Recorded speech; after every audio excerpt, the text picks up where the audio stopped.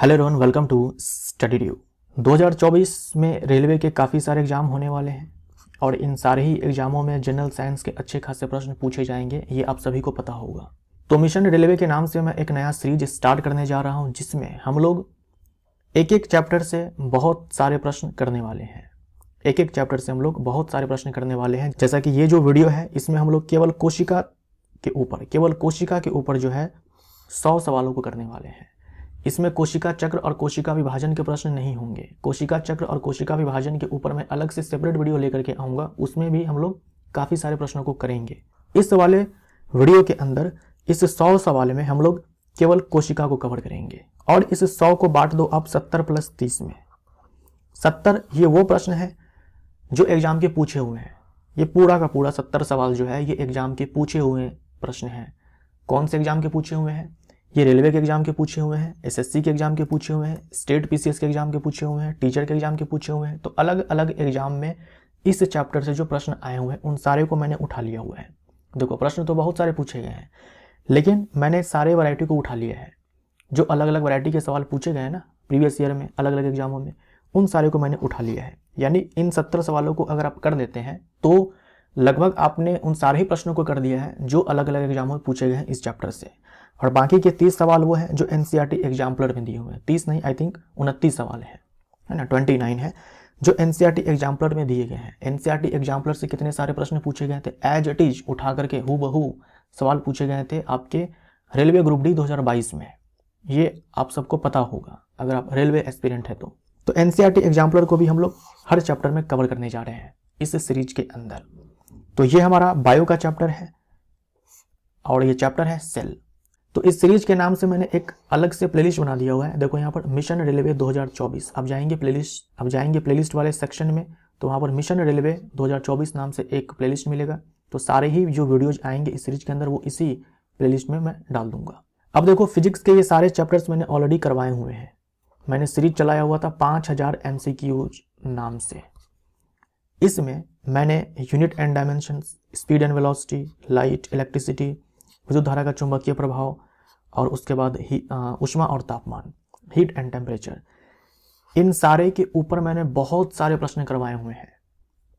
मैंने हीट में I think 200 से ज़्यादा सवाल करवाए हुए हैं। इलेक्ट्रिसिटी में मेरे ख्याल से 200 से ज़्यादा सवाल मैंने करवाए हैं। लाइट में 200 से ज़्यादा सवाल करवाए हुए हैं। यानी हर चैप्टर में जो है आपको कम से कम 100 सवाल तो मिलेंगे ही, और ज़्यादा से ज़्यादा 200 से ऊपर ही मिल सकते हैं, 200-250 तक मिल सकते हैं आपको। तो मैंने बहुत सारे प्रश्न करवाए हैं। इतना ज़्यादा प्रश्न एक चैप्टर में, जैसे हीट एंड टेम्परेचर चैप्टर है उसमें 200 से ज़्यादा मैंने प्रश्न करवाए हुए हैं। एक चैप्टर से इतने सारे प्रश्न जो है आपको कहीं भी नहीं करवाया जाएगा, वो आपको यहीं पर करवाया जाएगा।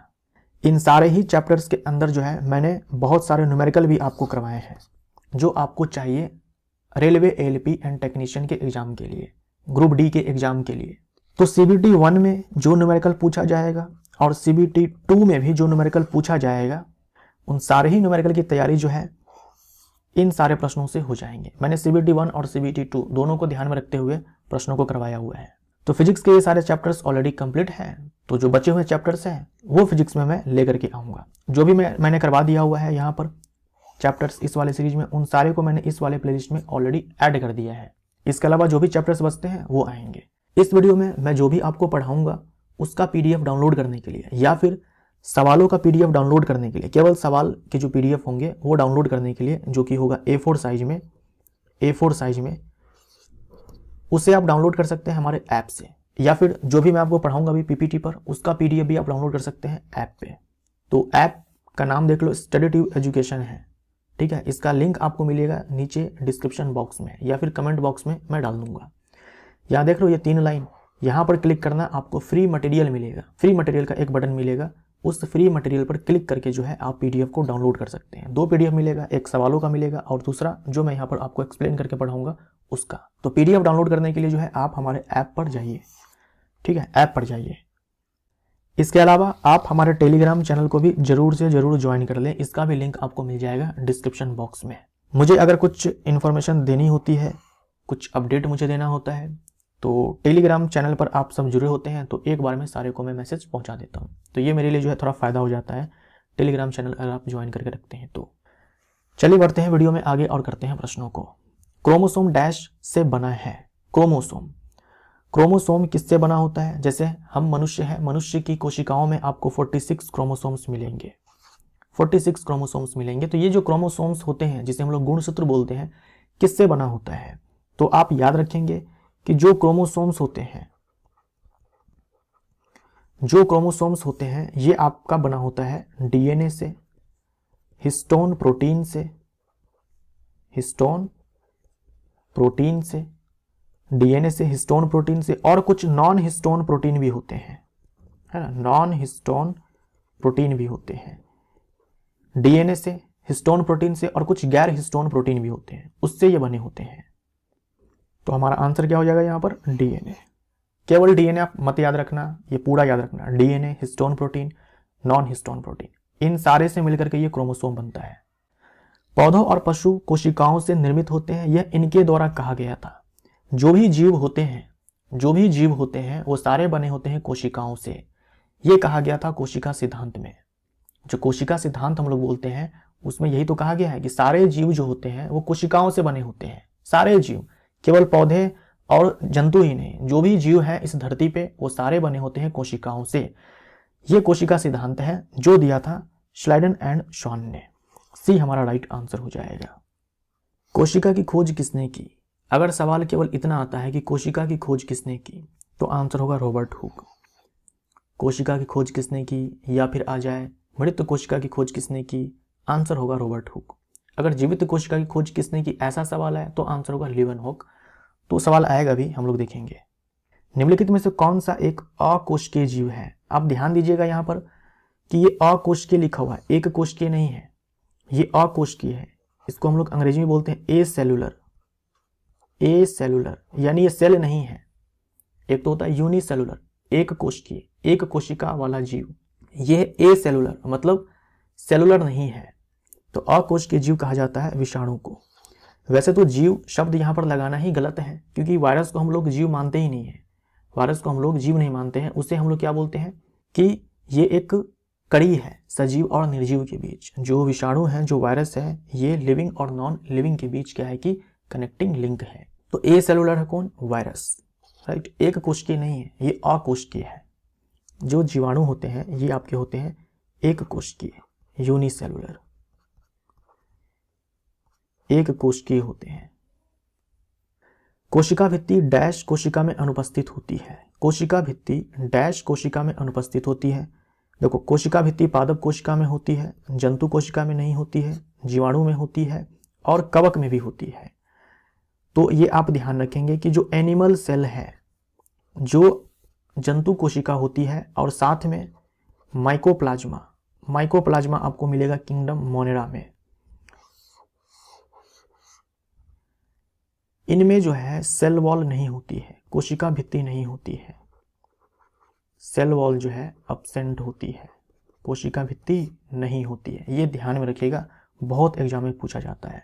तो आंसर हमारा क्या हो जाएगा? बी हो जाएगा। वास्तविक केंद्रक किसमें अनुपस्थित होती है? वास्तविक केंद्रक, वास्तविक केंद्रक जो है किसमें अनुपस्थित होती है?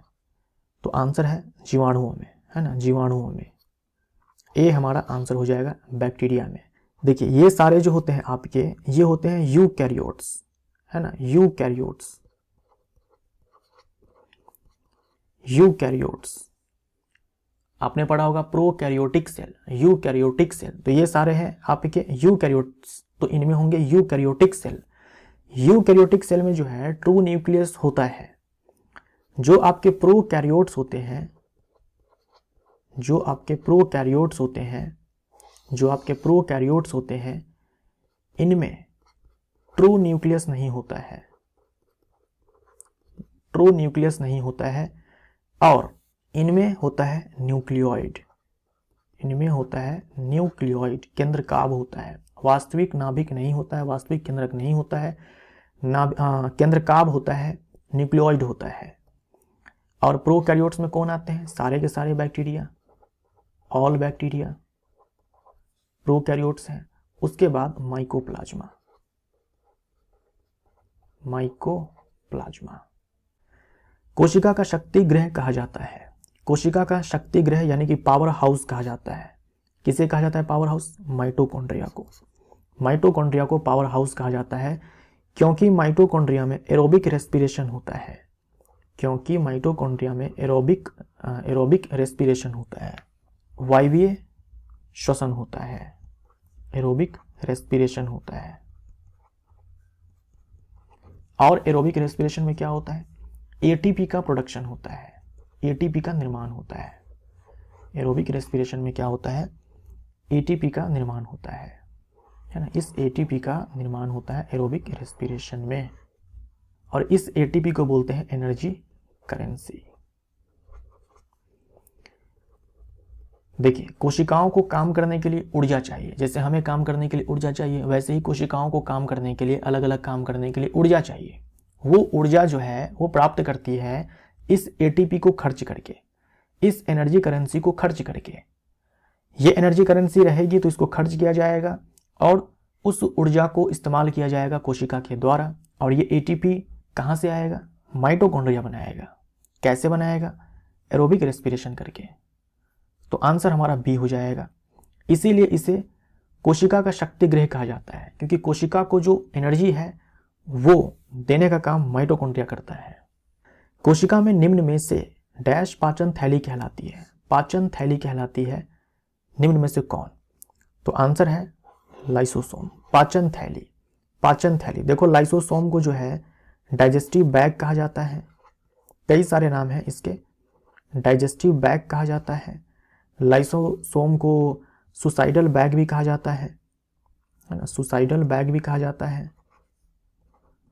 आत्महत्या की थैली, पाचन थैली। इसी को एटम बॉम्ब भी कहा जाता है, एटम बॉम्ब भी कहा जाता है। किसको, लाइसोसोम को। ये जो लाइसोसोम है, इनमें ऑल टाइप्स ऑफ, सारे प्रकार के जो है आपके हाइड्रोलिटिक एंजाइम्स होते हैं। कौन से एंजाइम्स होते हैं, हाइड्रोलिटिक एंजाइम्स होते हैं इनमें। और ये जो हाइड्रोलिटिक एंजाइम्स होते हैं ये बनाते कौन है, रफ एंडोप्लाज्मिक रेटिकुलम, खुरदरी अंतःप्रद्रव्यी जालिका।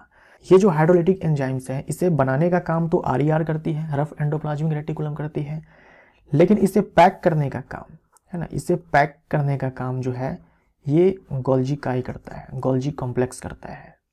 तो ये ध्यान में रखिएगा कि जो लाइसोसोम है एकल झिल्ली युक्त संरचना है, इसमें हाइड्रोलिटिक एंजाइम्स होते हैं जो कि काफी ज्यादा पावरफुल होते हैं। ये जो अंदर में एंजाइम है इसको बनाने का काम जो है ये रफ एंडोप्लाज्मिक रेटिकुलम करती है, और इसको पैक करने का काम ये गोल्जी कॉम्प्लेक्स के द्वारा किया जाता है। ये कौन से एंजाइम है, हाइड्रोलिटिक एंजाइम्स।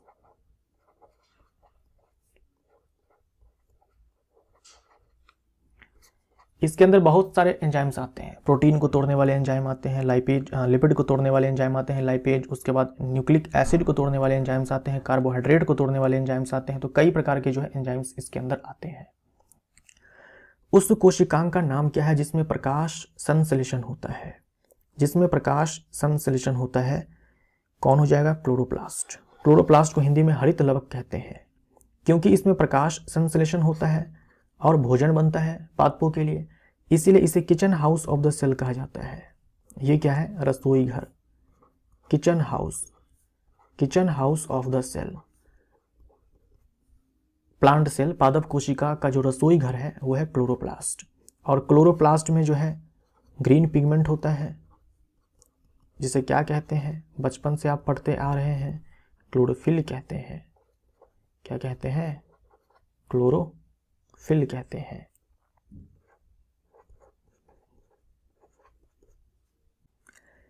जेली जैसा पदार्थ जो कोशिका के भीतर का भाग बनाता है, जेली जैसा पदार्थ जो कोशिका के भीतर का भाग बनाता है।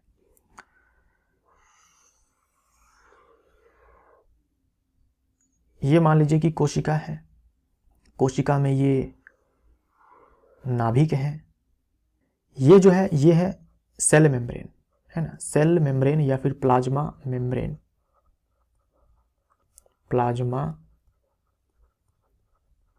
मेम्ब्रेन, ठीक है। इसी को सेल मेम्ब्रेन भी कहा जाता है, प्लाज्मा झिल्ली या फिर बोल दो कोशिका झिल्ली। ये जो है ये है न्यूक्लियर मेम्ब्रेन, केंद्रक झिल्ली, न्यूक्लियर मेम्ब्रेन, और ये पूरा अपने आप में न्यूक्लियस है। अब जेली जैसा पदार्थ कोशिका के भीतर है, जेली जैसा पदार्थ जो है कोशिका के भीतर है, तो ये मैं बना रहा हूं कोशिका के भीतर जेली जैसा पदार्थ, ठीक है, ये मैंने बना दिया जेली जैसा पदार्थ कोशिका के भीतर। ऐसे ही नाभिक के अंदर भी जेली जैसा पदार्थ होता है, ये केंद्रक है ना, इसके अंदर भी जेली जैसा पदार्थ होता है। अब इसी में क्या होगा भाई, माइटोकॉन्ड्रिया होगा, ये मैंने बना दिया माइटोकॉन्ड्रिया, ये माइटोकॉन्ड्रिया हो गया। इसी में क्या है कि राइबोसोम होगा, कोशिका द्रव्य में राइबोसोम होगा। ये जो नाभिक है इसमें न्यूक्लियोलस होता है, केंद्रिका होता है, न्यूक्लियोलस होता है। उसके अलावा इसमें आपका क्रोमेटिन दिख जाएगा, क्रोमेटिन दिख जाएगा। और नाभिक के जस्ट बाहर में आपको दिखता है एंडोप्लाज्मिक रेटिकुलम, है ना, एंडोप्लाज्मिक रेटिकुलम। दो प्रकार के होते हैं, रफ एंडोप्लाज्मिक रेटिकुलम जिसपे राइबोसोम्स चिपके होते हैं, और बाकी जिसपे नहीं चिपके होते हैं उसे हम लोग स्मूथ एंडोप्लाज्मिक रेटिकुलम कहते हैं। तो जेली जैसा पदार्थ जो कोशिका के भीतर का भाग बनाता है वो होता है आपका साइटोप्लाज्म, है ना, क्या बोलते हैं, साइटोप्लाज्म कहते हैं, साइटोप्लाज्म कहते हैं। और ऐसा ही जेली जैसा पदार्थ केंद्रक के भीतर होता है जिसे हम लोग न्यूक्लियोप्लाज्म कहते हैं, न्यूक्लियोप्लाज्म कहते हैं। अब देखो आंसर में साइटोप्लाज्म तो है नहीं, जीव द्रव्य दिया हुआ है जिसका मतलब होता है प्रोटोप्लाज्म। इसका मतलब क्या होता है, प्रोटोप्लाज्म, प्रोटोप्लाज्म। तो आंसर हमारा यहां पर बी हो जाएगा। जब हम प्रोटोप्लाज्म बोलते हैं, प्रोटोप्लाज्म, तो इसमें साइटोप्लाज्म आता है, साइटोप्लाज्म आता है, न्यूक्लियोप्लाज्म भी आता है, और साथ में जो ये कोशिकांग है, सेल ऑर्गेनल्स हैं, वो सारे भी आ जाते हैं, है ना, ये सारे सेल ऑर्गेनल्स भी आ जाते हैं, कोशिकांग भी आ जाते हैं। तो प्रोटोप्लाज्म का तो ये मतलब होता है, मतलब साइटोप्लाज्म जो है प्रोटोप्लाज्म का हिस्सा है, न्यूक्लियोप्लाज्म जो है प्रोटोप्लाज्म का हिस्सा है। यहां पर साइटोप्लाज्म नहीं दिया हुआ है तो हम लोग प्रोटोप्लाज्म के साथ चले जाएंगे। आंसर हमारा बी हो जाएगा। राइबोसोम्स होते हैं, राइबोसोम्स जो मैंने अभी आपसे यहां पर कहा कि ये राइबोसोम्स हैं, मैंने यहां पर ये राइबोसोम्स बनाए थे, है ना, राइबोसोम्स। राइबोसोम्स जो होते हैं ये होते हैं आपके ग्रेन्युलर पार्टिकल्स, है ना, ग्रेन्यूल्स होते हैं, मतलब दाने जैसे, जो मतलब दाने जैसे ये होते हैं, है ना, दाने जैसे होते हैं। इसकी खोज की थी जॉर्ज पैलेड ने, जॉर्ज पैलेड ने, जॉर्ज पैलेड ने इसकी खोज की थी। ये क्या है, ग्रेन्युलर स्ट्रक्चर है,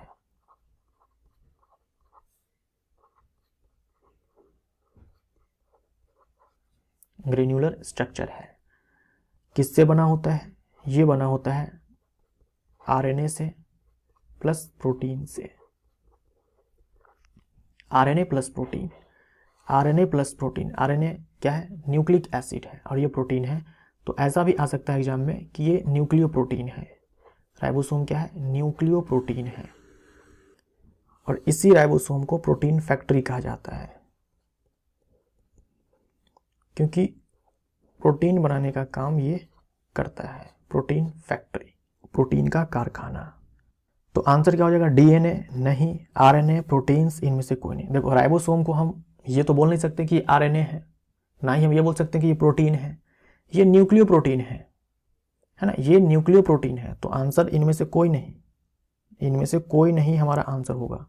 एक विकल्प होना चाहिए था कि ये न्यूक्लियो प्रोटीन है, केवल प्रोटीन है नहीं, केवल आरएनए है नहीं, आरएनए प्लस प्रोटीन से बना हुआ है ना, तो न्यूक्लियो प्रोटीन बोलेंगे, केवल आरएनए नहीं बोलेंगे कि राइबोसोम आरएनए होता है, राइबोसोम प्रोटीन होता है, राइबोसोम न्यूक्लियो प्रोटीन होता है।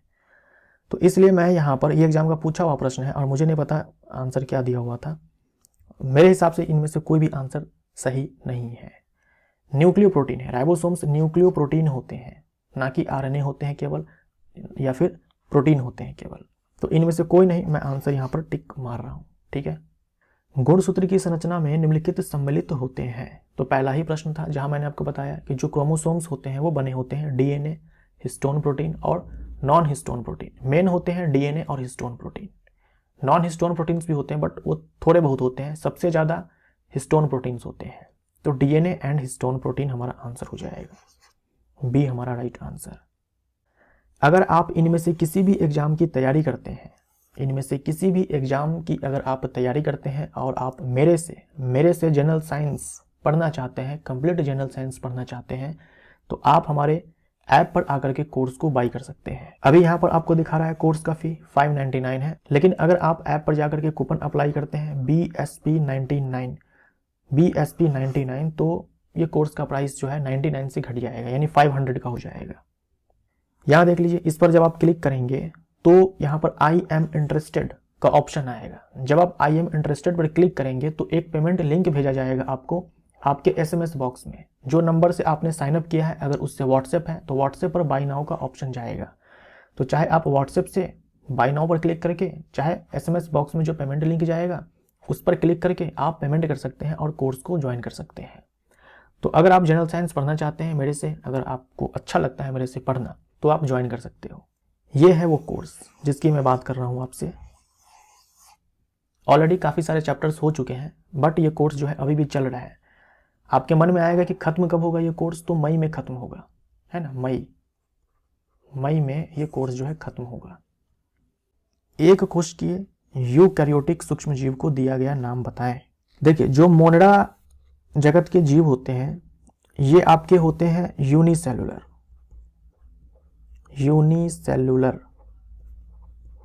और साथ में होते हैं प्रोकैरियोटिक, या फिर बोल दो प्रोकैरियोट्स होते हैं। जो प्रोटिस्टा जगत के जीव होते हैं ये भी होते हैं यूनिसेलुलर, लेकिन ये होते हैं यूकैरियोट्स। ये जो मोनेडा है इसके अंदर जो आपके बैक्टीरिया होते हैं ये सारे आ जाते हैं, और यहां पर लिख सकते हो माइकोप्लाज्मा। इसमें जैसे कि अमीबा। तो आंसर हमारा बी हो जाएगा। किसी कोशिका का कौन सा कोशिकांग अपशिष्ट निपटान में मदद करता है? ये जो लाइसोसोम है ना, इसे कोशिका का अपशिष्ट निपटाने वाला तंत्र भी कहते हैं। और मैंने आपसे कहा कि लाइसोसोम में जो है बहुत ही पावरफुल आपके हाइड्रोलिटिक एंजाइम्स होते हैं जिनके पास क्षमता होती है प्रोटीन को तोड़ने की, जिनके पास क्षमता होती है न्यूक्लिक अम्ल को तोड़ने की, कार्बोहाइड्रेट को तोड़ने की, लिपिड को तोड़ने की, इन सारे ही पदार्थों को तोड़ने की क्षमता होती है लाइसोसोम के पास जो हाइड्रोलिटिक एंजाइम है उसमें। तो ये जो एंजाइम है ये बनाने का काम जो है ये करती है रफ एंडोप्लाज्मिक रेटिकुलम, है ना। रफ एंडोप्लाज्मिक रेटिकुलम यह अंतर्द्रव्यी जालिका यानी कि एंडोप्लाज्मिक रेटिकुलम इसी का एक टाइप होता है रफ एंडोप्लाज्मिक रेटिकुलम। वो ये एंजाइम बनाती है और इसको फिर पैक करने का काम जो है ये करता है गोल्जी कॉम्प्लेक्स, गोल्जी काय। ठीक है, तो ये जो लाइसोसोम है ये है एक झिल्ली वाला कोशिकांग, सिंगल मेम्ब्रेन बाउंड स्ट्रक्चर है। अगर मान लो दोहरी झिल्ली युक्त ये कोशिकांग होता तो इसके बाहर मैं एक और लेयर ऐसे बनाता, लेकिन मैंने एक ही बनाया है क्योंकि सिंगल मेम्ब्रेन बाउंड स्ट्रक्चर है ये। तो आंसर हमारा ए हो जाएगा। प्लाज्मिड्स उपस्थित होते हैं जो आपके प्रोकैरियोट्स होते हैं, या फिर सीधा बोलो ना बैक्टीरिया। जो आपके बैक्टीरिया होते हैं इनमें देखो दो तरह के डीएनए होते हैं।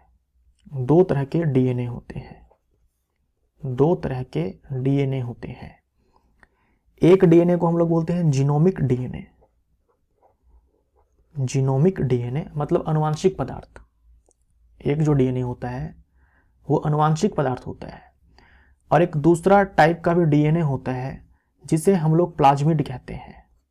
देखो ये जो डीएनए है ये है जेनेटिक मटेरियल, और ये जो डीएनए है इसे हम लोग प्लाज्मिड कहते हैं, प्लाज्मिड कहते हैं। ये जेनेटिक मटेरियल वाला डीएनए नहीं है, ये दूसरा डीएनए है, इससे अलग डीएनए है ये। तो प्लाज्मिड उपस्थित होते हैं आपके बैक्टीरिया में। जो बैक्टीरियोफेज है ये अपने आप में वायरस है, वायरस, ये वो वायरस है जो बैक्टीरिया के ऊपर अटैक करता है, उसे हम लोग बैक्टीरियोफेज कहते हैं। निम्न में से कोशिकाओं का कौन सा भाग पशु कोशिकाओं में नहीं होता है? पशु कोशिका कहने का मतलब जंतु कोशिका में नहीं होता है।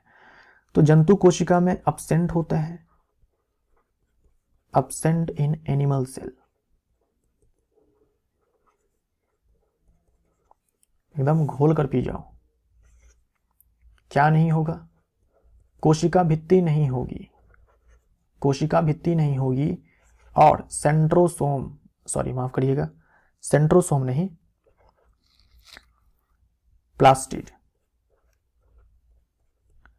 प्लास्टिड बोल दो या फिर क्लोरोप्लास्ट, क्लोरोप्लास्ट, प्लास्टिड का एक टाइप है क्लोरोप्लास्ट। ये अब्सेंट है किसमें? एनिमल सेल में, और ये दोनों मिल जाएंगे आपको प्लांट सेल में। तो हमारा आंसर क्या हो जाएगा? कोशिका भित्ति, सी हमारा राइट आंसर। बाकी कोशिका झिल्ली, ये कोशिका द्रव्य, ये केंद्रक जो है न्यूक्लियस, ये आपको प्लांट सेल और एनिमल सेल दोनों में मिलेंगे। कोशिका के निम्नलिखित में से किस कोशिकांग में दोहरी झिल्ली अनुपस्थित है? दोहरी झिल्ली अनुपस्थित है। देखो अभी मैंने आपसे लाइसोसोम के बारे में कहा कि सिंगल मेम्ब्रेन बाउंड स्ट्रक्चर है, एकल झिल्ली युक्त संरचना है। हमसे पूछा है कि दोहरी झिल्ली अनुपस्थित है, दोहरी झिल्ली जो है अनुपस्थित है इनमें से किस में? तो लाइसोसोम हमारा आंसर हो जाएगा। ये जो केंद्रक है, ये जो माइटोकॉन्ड्रिया है और ये जो हरित लवक है, ये सारे जो है डबल मेम्ब्रेन बाउंड स्ट्रक्चर है।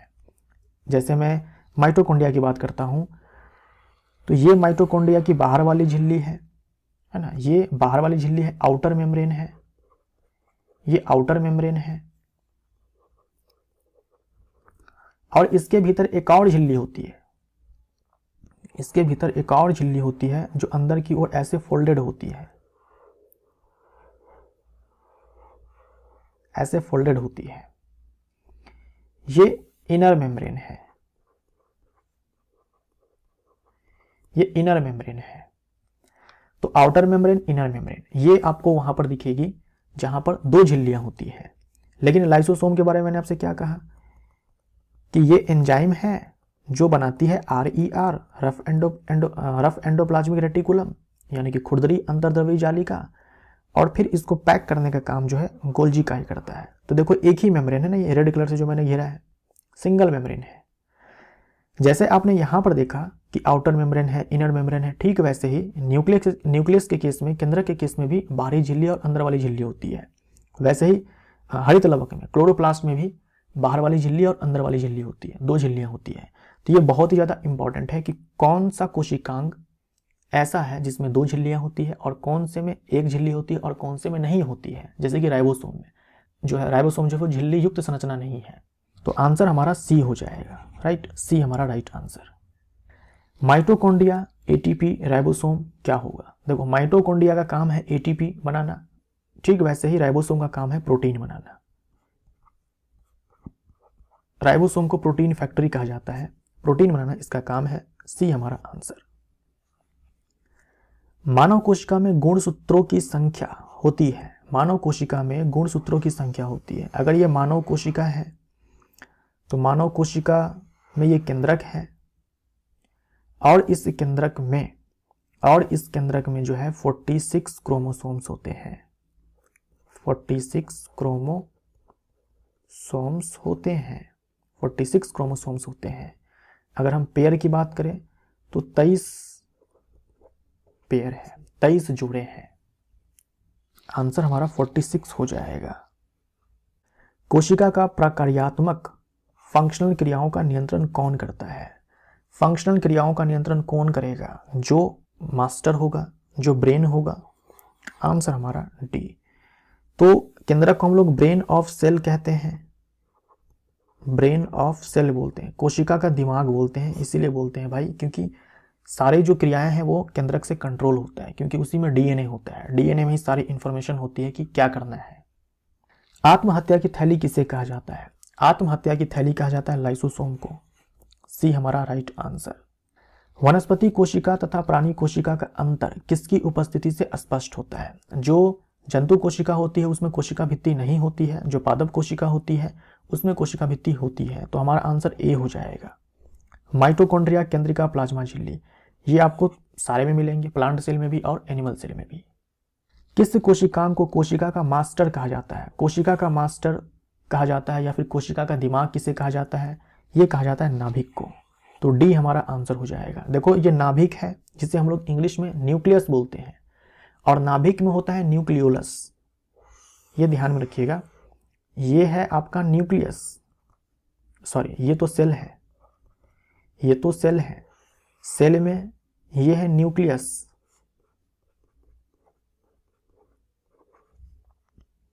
न्यूक्लियस, और इस न्यूक्लियस में न्यूक्लियोलस होता है।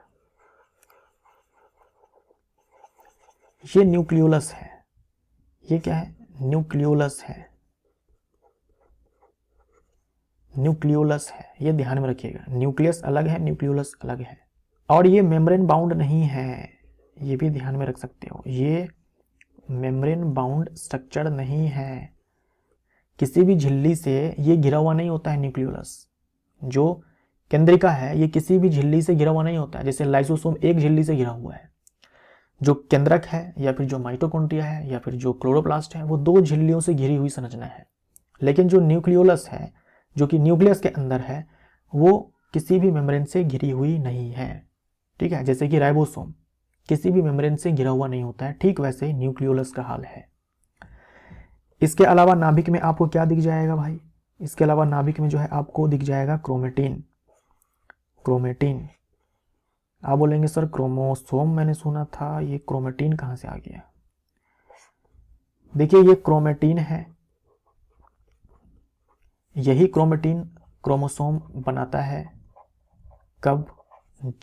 जब कोशिका जो है विभाजित होने को आती है उस समय। एक पशु के शरीर की सबसे बड़ी कोशिका इनमें से कौन है? पशु का मतलब जंतु है। एक जंतु के शरीर की सबसे बड़ी कोशिका इनमें से कौन है? इनमें से कौन है? इन चार में से कौन है? तो इन चार में से तो न्यूरॉन हो जाएगा। न्यूरॉन मानव शरीर की सबसे लंबी कोशिका है, लेकिन हमें इन चार में बताना है कि सबसे बड़ी कोशिका कौन है। तो न्यूरॉन लंबी और बड़ी दोनों हो जाएगी इन बाकी तीन से कंपेयर करें तो। वैसे जो सबसे बड़ी कोशिका है वो कौन है? लार्जेस्ट सेल, ये है एग ऑफ ऑस्ट्रिच, ऑस्ट्रिच का अंडा, ऑस्ट्रिच का अंडा, ऑस्ट्रिच का अंडा, ये सबसे बड़ी कोशिका है। एक कोशिका साइटोप्लाज्म जिस झिल्ली से जुड़ी रहती है वह है। एक कोशिका का साइटोप्लाज्म जिस झिल्ली से जुड़ी रहती है वह है। तो क्या हो जाएगा भाई? ये कोशिका है, ये कोशिका की झिल्ली है, और इसमें क्या होता है? साइटोप्लाज्म होता है। इसमें क्या होता है? साइटोप्लाज्म होता है। तो साइटोप्लाज्म जो है इसी झिल्ली से जुड़ी होती है ना, इसी झिल्ली से जुड़ी होती है, ये साइटोप्लाज्म है। मैंने इसके अंदर नाभिक बाकी सारे जो कोशिकांग है उसे नहीं बनाया है। ये साइटोप्लाज्म है, और बाहर जो लाल रंग से मैंने घेरा मारा है वो क्या है? Cell membrane. ये क्या है? Cell membrane, cell membrane. इसी को हम लोग क्या बोलते हैं? Plasma membrane. तो प्लाज्मा झिल्ली हमारा आंसर हो जाएगा। ठीक है, ये टोनोप्लास्ट क्या होता है? जैसे ये सेल मेम्ब्रेन है ना, वैसे ही टोनोप्लास्ट के पास भी अपना ही मेम्ब्रेन होता है। जो राजधानी होती है उसके पास भी ऐसा ही अपना मेम्ब्रेन होता है, उसी को टोनोप्लास्ट कहा जाता है। तो यहां पर आप लिख सकते हो मेम्ब्रेन ऑफ वैक्यूल। वैक्यूल बोले तो राजधानी, जो राजधानी की झिल्ली होती है। राजधानी भी एकल झिल्ली युक्त संरचना है। जैसे लाइसोसोम एक झिल्ली वाली संरचना है, ठीक वैसे ही राजधानी भी एक झिल्ली वाली संरचना है, और उसी एक झिल्ली को जो है टोनोप्लास्ट कहा जाता है। तो मेम्ब्रेन ऑफ वैक्यूल, जैसे कोशिका की जो झिल्ली है उसे हम लोग कोशिका झिल्ली कहते हैं, वैसे राजधानी की जो अपनी झिल्ली है उसे टोनोप्लास्ट कहा जाता है। ये बीच में मैंने क्या बनाया है? साइटोप्लाज्म। साइटोप्लाज्म। निम्नलिखित में से किस कोशिकांग को कोशिका का प्रोटीन कारखाना कहा जाता है? कोशिका का प्रोटीन फैक्ट्री कहा जाता है, ये है राइबोसोम। बी हमारा आंसर। मैंने आपसे क्या कहा, राइबोसोम जो है ये दाने जैसी संरचना होती है, इसके पास कोई अपनी झिल्ली नहीं है। अब देखो जो राइबोसोम है इनके प्रकार के बारे में आप ध्यान में रख सकते हो कि ये जो राइबोसोम है ये आपके होते हैं दो प्रकार के। जो पहला प्रकार है उसे हम कहते हैं 80S टाइप का राइबोसोम, 80S, और जो दूसरा प्रकार है उसे हम लोग कहते हैं 70S टाइप का राइबोसोम। ये जो 80S राइबोसोम है ये आपको मिलेगा यूकैरियोट्स में, यानी कि यूकैरियोटिक कोशिकाओं में, यूकैरियोट्स में। 70S देखो कहाँ कहाँ मिल सकता है। जो 70S है ये आपको मिल जाएगा प्रोकैरियोट्स में, प्रोकैरियोट्स में। उसके बाद आपको मिल जाएगा ये माइटोकॉन्ड्रिया में, ये सब एग्जाम में पूछा जाता है, माइटोकॉन्ड्रिया में। और आपको मिल जाएगा ये क्लोरोप्लास्ट में, क्लोरोप्लास्ट में। तो ये दो प्रकार के जो है राइबोसोम होते हैं, 80S एंड 70S। अब देखिए ये जो 70S है इनके दो सब यूनिट्स होते हैं, इनके दो सब यूनिट्स होते हैं, इनके दो सब यूनिट्स होते हैं, और वो दो सब यूनिट्स हैं 50S एंड एक हो जाएगा आपका 30S। ये बड़ा सब यूनिट है, ये छोटा वाला सब यूनिट है। ऐसे ही 80S का भी अपना दो सब यूनिट है, एक है 60S जो बड़ा सब यूनिट है और दूसरा है छोटा सब यूनिट 40S। इतनी बातें जो है आपको ध्यान में रखनी है राइबोसोम के प्रकार के बारे में, ठीक है। जीवन की मूलभूत इकाई क्या है? जीवन की मूलभूत इकाई है कोशिका, ए हमारा आंसर। कोशिका को जीवन की मूलभूत इकाई कहते हैं। सजीवों की क्या पहचान है? जो सजीव होते हैं उनमें श्वसन होता है, जो सजीव होते हैं उनमें प्रजनन होता है, रक्त परिसंचरण होता है। तो ये सभी आंसर हमारा डी हो जाएगा। सजीवों के क्या लक्षण होते हैं, क्लास 6 7 से ही पढ़ते आ रहे हैं। किसी कोशिका में मौजूद सबसे बड़ा कोशिकांग कौन सा है? सबसे बड़ा कोशिकांग कौन सा है किसी कोशिका में मौजूद? देखिए लार्जेस्ट सेल ऑर्गेनल,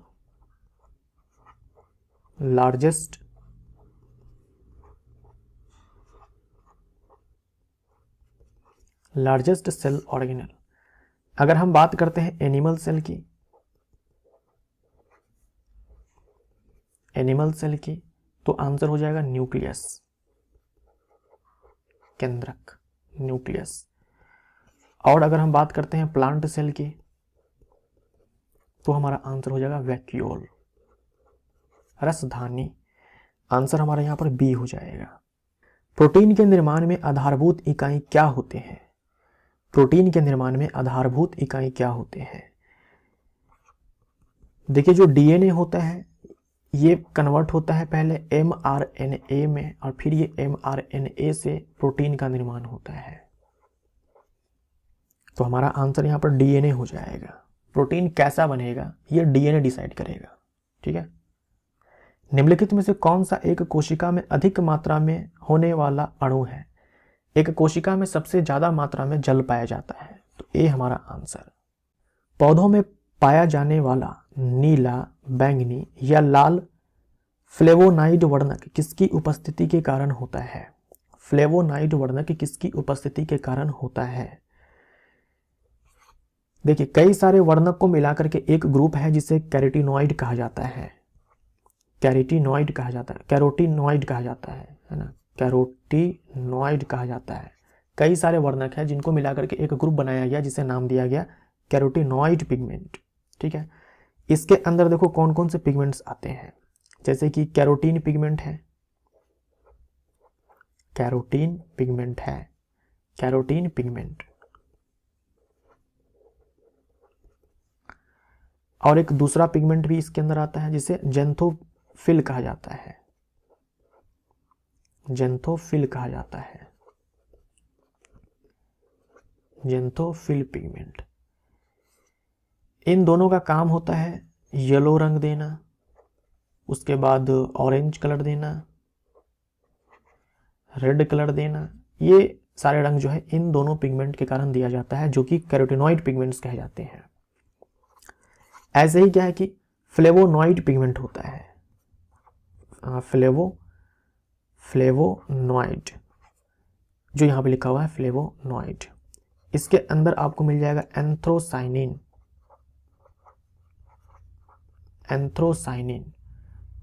ये देगा ब्लू कलर, पर्पल कलर, है ना, ये भी रेड कलर देता है। तो ये सारे कलर जो है ये एंथ्रोसाइनिन देगा। तो आंसर हमारा यहाँ पर बी हो जाएगा। यहाँ नीला, बैंगनी, लाल की बात की गई है तो बी हमारा आंसर हो जाएगा। ये जो फ्लेवोनॉइड पिगमेंट्स होते हैं ये आपके वाटर सॉल्यूबल होते हैं, वाटर सॉल्यूबल होते हैं, और ये फैट सॉल्यूबल होता है, फैट सॉल्यूबल। जैसे कुछ विटामिन होते हैं ना, जल में घुलनशील, वसा में घुलनशील, ठीक वैसे ही। क्लोरोफिल पिगमेंट के बारे में तो आपको पता ही है, इसका काम होता है ग्रीन कलर देना, हरा रंग देना। निम्नलिखित में से कौन सा घटक पत्तियों को हरा रंग प्रदान करता है? तो आंसर क्या हो जाएगा? क्लोरोफिल हो जाएगा। निम्न को सुमेलित करें। लाइसोसोम को हम लोग आत्महत्या की थैली कहते हैं, तो एक के साथ सी जाना चाहिए, एक के साथ सी जाना चाहिए। तो एक के साथ यहाँ पर ए है तो इसको काट देंगे, एक के साथ यहाँ बी है तो इसको भी काट देंगे। Mitochondria power house of the cell है, तो दो के साथ जो है ए जाना चाहिए, दो के साथ ए जाना चाहिए। यहाँ पर दो के साथ बी गया हुआ है तो ये भी कट जाएगा, हमारा आंसर यहाँ पर डी हो जाएगा। कोशिका सिद्धांत निम्नलिखित में से किस पर लागू नहीं होता है? कोशिका सिद्धांत किस पर लागू नहीं होता है, इनमें से बताना है। देखिए, कोशिका सिद्धांत में कहा गया कि जो भी जीव है वो सारे बने होते हैं कोशिकाओं से, वो सारे बने होते हैं कोशिकाओं से। लेकिन जो वायरस है, वायरस को हम लोग जीव मानते ही नहीं है, क्योंकि कोशिका जैसी इनमें कोई संरचना नहीं है, कोशिका जैसी इनमें कोई संरचना नहीं है। अगर इसे जीव नहीं मानते हैं तो इसे क्या मानते हैं? इसे बोलते हैं कि ये जो वायरस है ये लिविंग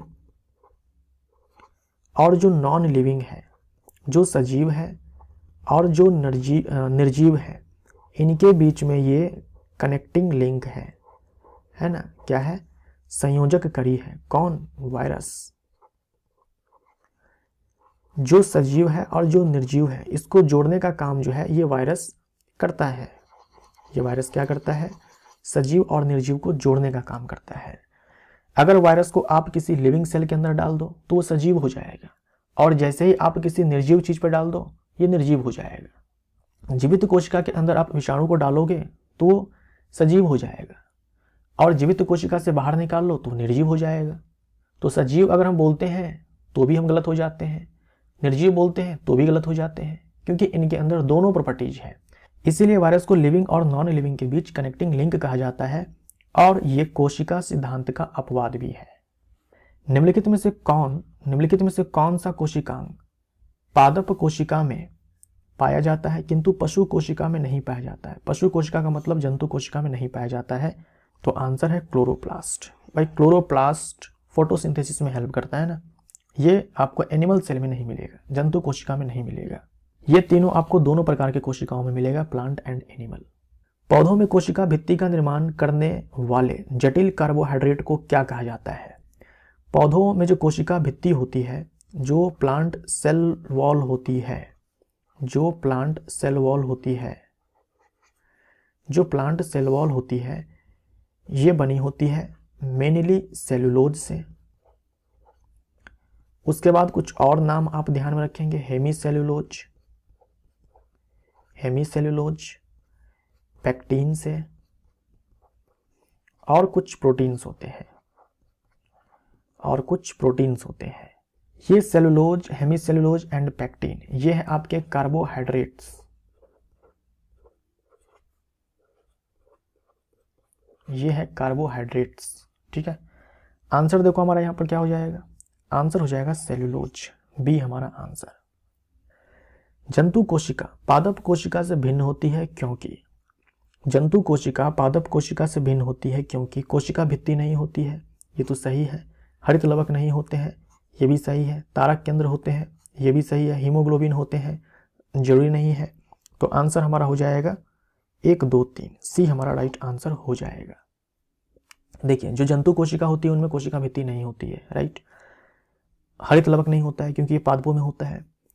तारक केंद्र होते हैं। तारक केंद्र यानी कि सेंट्रोसोम। सेंट्रोसोम जो है तारक केंद्र यानी कि सेंट्रियोल। सेंट्रियोल जो है या फिर सेंट्रोसोम भी आप बोल दो, केवल और केवल एनिमल सेल में मिलेगा। जो आपके ये सेंट्रियोल होते हैं वो आपके होते हैं बेलनाकार संरचना। दो सेंट्रियोल होते हैं, दोनों के दोनों बेलनाकार होते हैं और एक दूसरे के होते हैं लंबवत, ऐसे एक दूसरे के लंबवत होते हैं। ये सेंट्रियोल है और इसके बाहर जो है कुछ सेमी फ्लूइड मैट्रिक्स होते हैं, यानी कुछ तरल पदार्थ होते हैं बाहर में इसके, ऐसे। किसी झिल्ली से घिरी हुई संरचना ये नहीं होती है।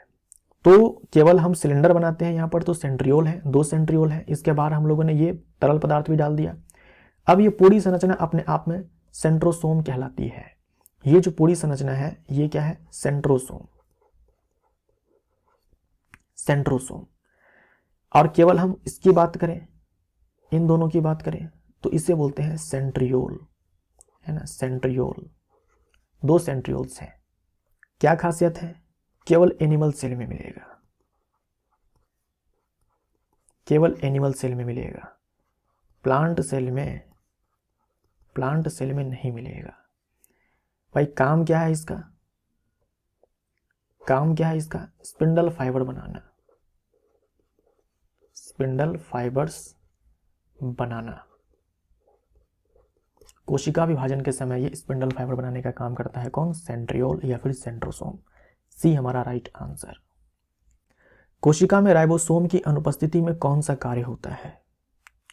राइबोसोम की अनुपस्थिति में कौन सा कार्य होता है? यहां पर गलत लिखा हुआ है, उपस्थिति होना चाहिए, उपस्थिति। राइबोसोम की उपस्थिति में कौन सा कार्य होता है? कोशिका में राइबोसोम की उपस्थिति में कौन सा कार्य होता है? प्रोटीन संश्लेषण। ये हमारा आंसर। निम्नलिखित में से किसे जीवन का भौतिक आधार कहा जाता है? जीवन का भौतिक आधार किसे कहा जाता है? जीवन का भौतिक आधार ये प्रोटोप्लाज्म को कहा जाता है। प्रोटोप्लाज्म जीव द्रव्य हमारा राइट आंसर। सूत्र कणिका का मतलब माइटोकॉन्ड्रिया होता है। लाइसोसोम को उनके डैश की वजह से आत्मघाती थैली के रूप में जाना जाता है, सुसाइडल बैग के रूप में जाना जाता है लाइसोसोम को। क्यों? क्योंकि इनमें होते हैं हाइड्रोलिटिक एंजाइम्स। हाइड्रोलिटिक एंजाइम्स होते हैं जैसे कि प्रोटीएज होता है ना, जैसे कि प्रोटीएज होता है जो कि प्रोटीन को तोड़ेगा, जैसे कि लाइपेज होता है जो कि लिपिड को तोड़ेगा, जैसे कि कार्बोहाइड्रेज होता है जो कि कार्बोहाइड्रेट को तोड़ेगा, कार्बोहाइड्रेज होता है जो कि कार्बोहाइड्रेट को तोड़ेगा, जैसे कि न्यूक्लिएज होता है जो कि न्यूक्लिक एसिड को तोड़ेगा, डीएनए आरएनए इन सब को तोड़ सकता है। तो इन सारे ही एंजाइम्स को हम लोग एक साथ बोलते हैं कि ये हाइड्रोलिटिक एंजाइम्स है, ये हाइड्रोलिटिक एंजाइम्स हैं। तो इन्हीं एंजाइम्स के कारण हम इसे आत्महत्या की थैली कहते हैं, आत्मघाती थैली कहते हैं, क्योंकि अगर लाइसोसोम अगर फट जाता है तो ये सारे एंजाइम्स क्या है कि कोशिका द्रव में ही निकल जाएंगे और पूरी कोशिका में जो भी पदार्थ हैं, प्रोटीन है, लिपिड है, कार्बोहाइड्रेट है, इन सारे को ये तोड़ देगा, पूरे कोशिका को ही ये मार देगा, सबको तोड़ करके। निम्नलिखित में से किस वैज्ञानिक ने सर्वप्रथम जीवित मुक्त कोशिका की खोज की? अगर सवाल पूछा जाता है कि कोशिका की खोज किसने की या फिर मृत कोशिका की खोज किसने की, तो आंसर रॉबर्ट हुक होगा। जो ये हुक साहब थे, इन्होंने कोशिका की खोज की, बट वो कोशिका जो थी डेड थी, डेड सेल थी। लेकिन जीवित कोशिका की खोज जो है ये लीवेनहॉक ने की थी। लिविंग सेल की खोज जो है लीवेनहॉक ने की थी।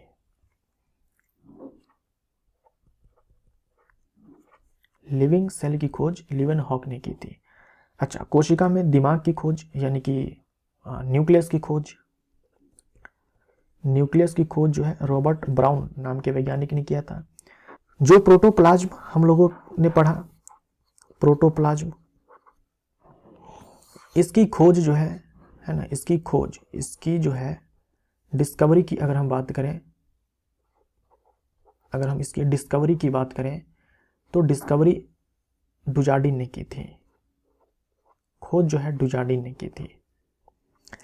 लेकिन ये जो प्रोटोप्लाज्म वर्ड है, ये जो वर्ड है ये दिया था पुरकिंजे ने। तो पुरकिंजे ने टर्म दिया प्रोटोप्लाज्म, लेकिन खोज की डुजार्डिन ने। हमारा आंसर क्या हो जाएगा यहाँ पर? बी हो जाएगा। निम्नलिखित में से किस वैज्ञानिक ने पहली बार जीवित कोशिका के लिए प्रोटोप्लाज्म शब्द का प्रयोग किया? पुरकिंजे ने। डी हमारा राइट आंसर। और खोज की डुजार्डिन ने। न्यूक्लियस के बाहर डीएनए कहाँ मिलता है? देखिए, जो डीएनए है जनरली मिलता है न्यूक्लियस में, केंद्रक में। लेकिन दो कोशिकांग जो है बड़े ही यूनिक है, जैसे कि माइटोकॉन्ड्रिया जो कि प्लांट एनिमल दोनों में मिलेगा, और क्लोरोप्लास्ट जो कि प्लांट सेल में मिलेगा। ये दोनों जो है इस मामले में यूनिक है क्योंकि इनके पास जो है अपना डीएनए होता है। केंद्रक में डीएनए जो है उससे अलग अपना डीएनए होता है, और साथ में इसके पास राइबोसोम भी होता है। राइबोसोम कौन सा होता है ये मैं आपको बता चुका हूं पहले ही, 70S टाइप वाला जो है राइबोसोम होता है। इन दोनों के अलावा बाकी कोई भी कोशिकांग नहीं है जिनके पास खुद का डीएनए होता है। ठीक है, तो राइबोसोम हमारा यहाँ पर, माइटोकॉन्ड्रिया हमारा यहाँ पर आंसर। निम्नलिखित में से कौन सी कोशिकांग अंगक कोशिकीय श्वसन के लिए उत्तरदायी है? माइटोकॉन्ड्रिया। ये माइटोकॉन्ड्रिया है, इसी में क्या होता है? कोशिकीय श्वसन होता है, एरोबिक रेस्पिरेशन होता है, यानी कि ऑक्सीजन के प्रेजेंस में श्वसन होता है, और यहीं से एटीपी का प्रोडक्शन होता है। अच्छा, एटीपी का फुल फॉर्म होता है एडिनोसाइन ट्राइफॉस्फेट। क्या होता है?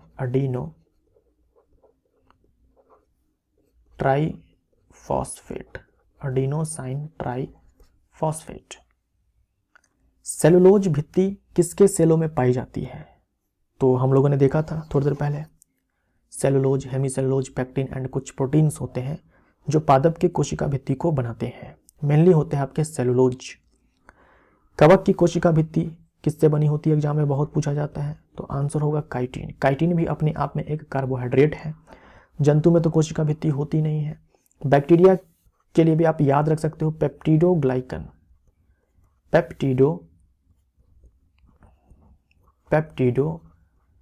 पेप्टिडोग्लाइकन, इसी को म्यूरिन कहा जाता है ना, म्यूरिन भी कहा जाता है। और ये चाहे सेलुलोज हो, चाहे आपके ये काइटिन हो, चाहे ये पेप्टिडोग्लाइकन या फिर म्यूरिन हो, ये सारे के सारे जो होते हैं पॉलीसेकेराइड होते हैं। ये सारे क्या होते हैं?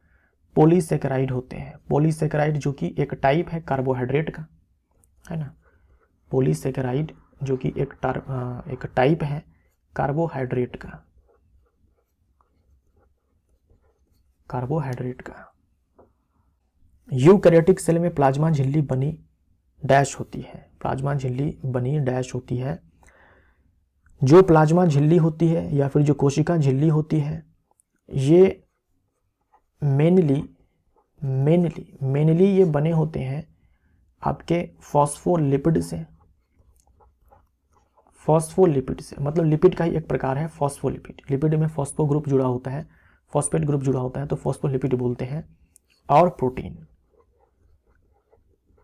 अच्छे खासे अमाउंट में फॉस्फोलिपिड होते हैं और अच्छे खासे अमाउंट में प्रोटीन होते हैं। तो यहां पर अगर ध्यान से देखो आप, तो ये लिपिड प्लस प्रोटीन है, तो इसे हम लोग लिपोप्रोटीन बोल सकते हैं। तो यहां पर देखो लिपोप्रोटीन भी है और फॉस्फोलिपोप्रोटीन भी है, तो इन दोनों में बेस्ट हमें चूज करना होगा, तो हमारा आंसर सी हो जाएगा। फॉस्फोलिपिड प्लस प्रोटीन, तो फॉस्फोलिपिड प्रोटीन सी हमारा बेस्ट है। अगर ये सी नहीं होता तो हम लोग बी के साथ जाते, बिल्कुल सही हो जाता। और मान लो बी भी नहीं होता, सी भी नहीं होता, तब हम लोग फॉस्फोलिपिड के साथ जाते हैं। तो जो बेस्ट है इनमें वो है सी, तो सी हमारा करेक्ट आंसर। निम्न में से किस कोशिका को एटम बम कहते हैं? एटम बम कहते हैं लाइसोसोम को, क्योंकि फट गया तो पूरी कोशिका को ही तबाह कर देगा। माइटोकॉन्ड्रिया शब्द किसने बनाया था? ये जो वर्ड है माइटोकॉन्ड्रिया, ये दिया था कार्ल बेंडा नाम के वैज्ञानिक ने। कार्ल बेंडा ने माइटोकॉन्ड्रिया शब्द दिया। अच्छा, जोनास ई साल्क, इन्होंने पोलियो वैक्सीन की खोज की थी। पोलियो वैक्सीन जो है ये इन्हीं का देन है। पोलियो वैक्सीन जो है इसकी खोज की जोनास ई साल्क ने। लिवेनहॉक के बारे में हम लोगों ने पढ़ा, जीवित कोशिका की खोज की। कार्ल बेंडा ने शब्द दिया था माइटोकॉन्ड्रिया। संरचनाओं के कौन से युग्म प्रायः पादप और जंतु दोनों कोशिकाओं में पाए जाते हैं? देखो, कोशिका भित्ति जो है ये पादप कोशिका में जो है पाई जाती है, लेकिन जंतु कोशिका में नहीं पाई जाती है, तो ये आंसर नहीं होगा। न्यूक्लियस और क्लोरोप्लास्ट, क्लोरोप्लास्ट जो है पादप कोशिका में पाई जाती है, जंतु में नहीं, तो ये भी नहीं होगा। अंतःद्रव्यी जालिका और कोशिका कला, कोशिका कला का मतलब होता है प्रोटोप्लाज्म। कोशिका कला को ही प्रोटोप्लाज्म कहा जाता है या कुछ और कहा जाता है? मेरे ख्याल से कोशिका कला को ही प्रोटोप्लाज्म कहा जाता है, फिर भी आप एक बार चेक कर लीजिएगा। तो हमारा आंसर देखो यहाँ पर सी हो जाएगा। प्रोटोप्लाज्म और जो आपके ईआर होते हैं एंडोप्लाज्मिक रेटिकुलम, ये पादप कोशिका जंतु कोशिका दोनों में पाए जाते हैं। कोशिका भित्ति है यहाँ पर, यानी कि सेल वॉल, जो केवल प्लांट सेल में मिलती है, तो ये भी आंसर नहीं होगा। सी हमारा करेक्ट आंसर।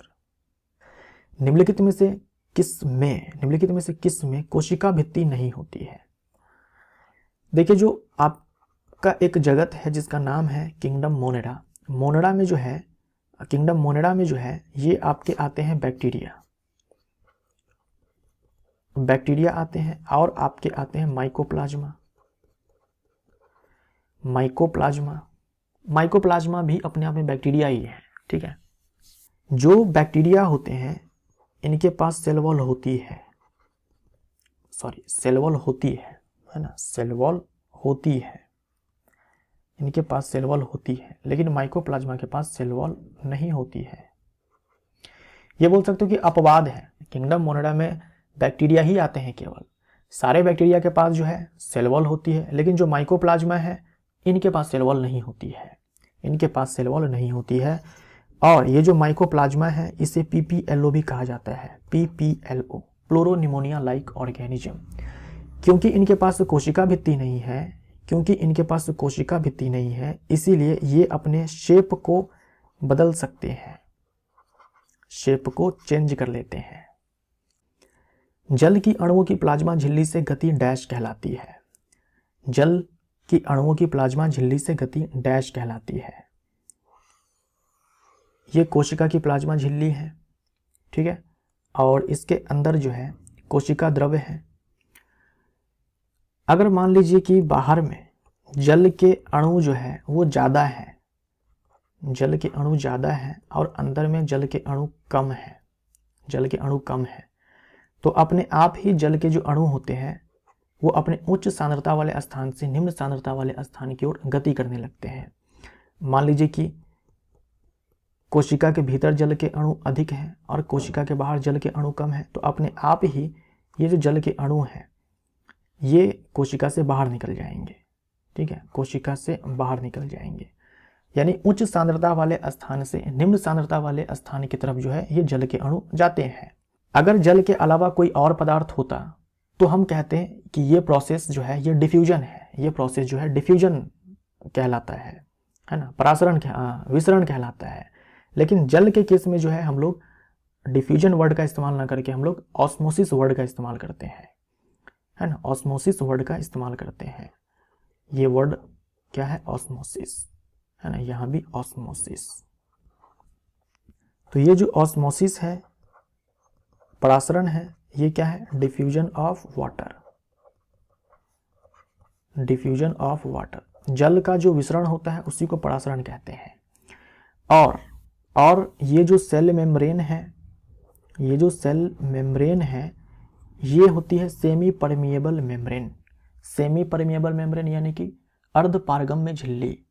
इसी को सेलेक्टिवली परमिएबल मेम्ब्रेन भी कहते हैं, चयनात्मक पारगम्य झिल्ली। यानी कुछ गिने चुने पदार्थों को ही ये सेल मेम्ब्रेन अपने से होकर के क्रॉस करने देती है, सबको नहीं करने देती है।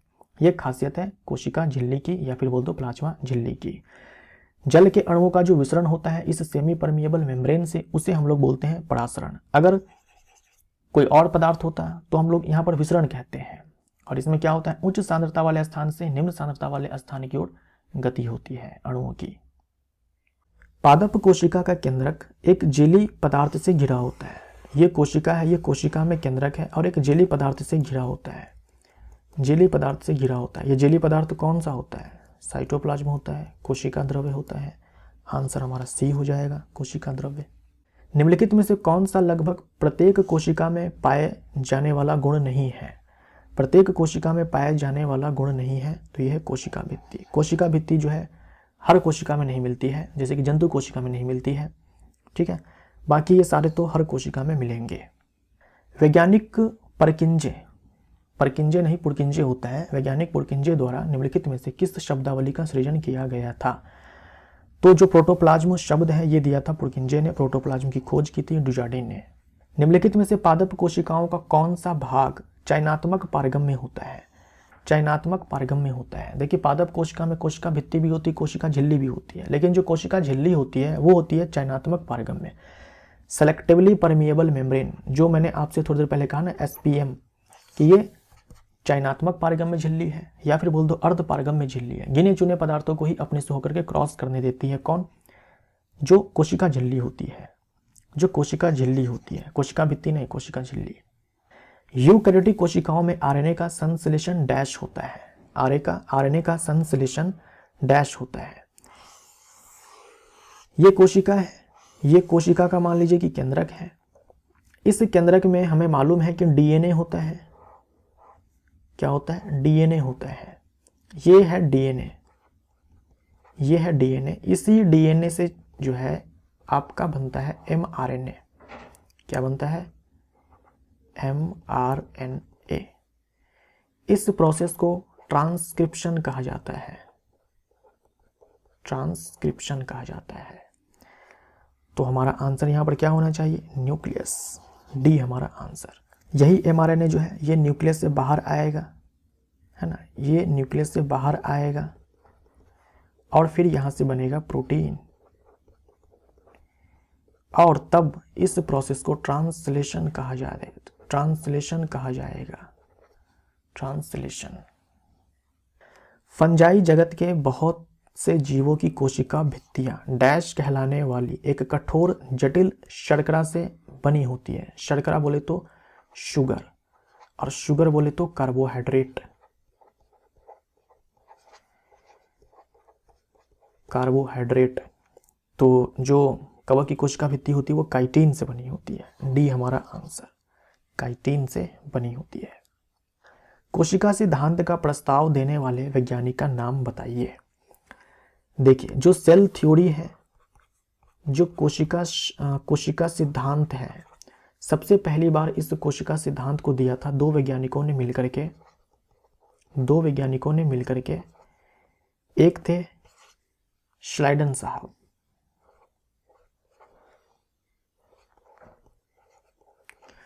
और दूसरे थे श्वान साहब, श्लाइडन एंड श्वान। क्या कहा था इन्होंने सेल थ्योरी में? कि सारे जो जीव होते हैं वो कोशिकाओं से बने होते हैं, लेकिन इन्होंने ये नहीं कहा कि जो कोशिका है, जो नई कोशिका है, वो आती कहाँ से है, वो बनती कैसे है। ये इन्होंने नहीं कहा था। केवल सेल थ्योरी में इन्होंने ये कहा था कि सारे जीव जो है कोशिकाओं से बने होते हैं। नई कोशिका का निर्माण कैसे होता है ये इन्होंने नहीं कहा था। बाद में क्या है कि एक वैज्ञानिक आते हैं जिनका नाम था रुडोल्फ विर्चो। Rudolf Virchow.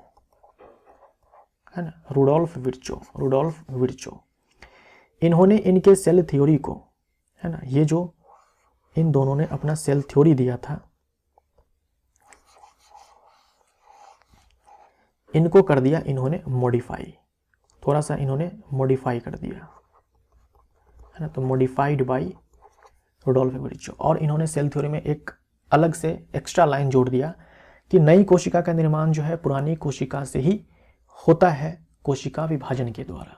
तो रुडोल्फ विर्चो थे जिन्होंने पहली बार कहा कि कोशिका जो है विभाजित होती है और नई कोशिका का निर्माण जो है कोशिका के विभाजन से होता है। हमारा आंसर यहाँ पर ए हो जाएगा। ए हमारा राइट आंसर। रॉबर्ट हुक ने कोशिकाओं की खोज उन्होंने डैश में देख कर की थी। पतली कॉर्क के टुकड़े। देखिए पेड़ की छाल आप जानते हैं, ये पेड़ है ना, ये पेड़ है। पेड़ के पास क्या है? पेड़ की छाल होती है जिसे हम लोग बार्क कहते हैं, है ना, जिसे हम लोग बार्क कहते हैं। इसी बार्क में जो है कॉर्क सेल होता है।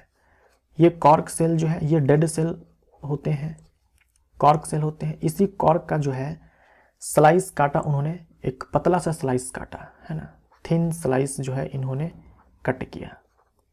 इसी कॉर्क का जो है एक पतला सा स्लाइस जो है इन्होंने कट किया और फिर इसी पतले से स्लाइस को इन्होंने देखा माइक्रोस्कोप में, सूक्ष्मदर्शी में, तो इनको जो है सेल दिखा। निम्नलिखित कोशिकांगों में से कौन सा एक अर्ध पारगम्य है? कोशिका झिल्ली, ए हमारा आंसर। कोशिका का जीवित अंश जीव द्रव्य कहलाता है।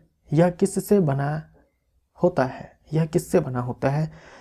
तो प्रोटोप्लाज्म के अंदर साइटोप्लाज्म, न्यूक्लियोप्लाज्म और जो कोशिकांग होते हैं ये सारे आते हैं, तो डी हमारा आंसर हो जाएगा।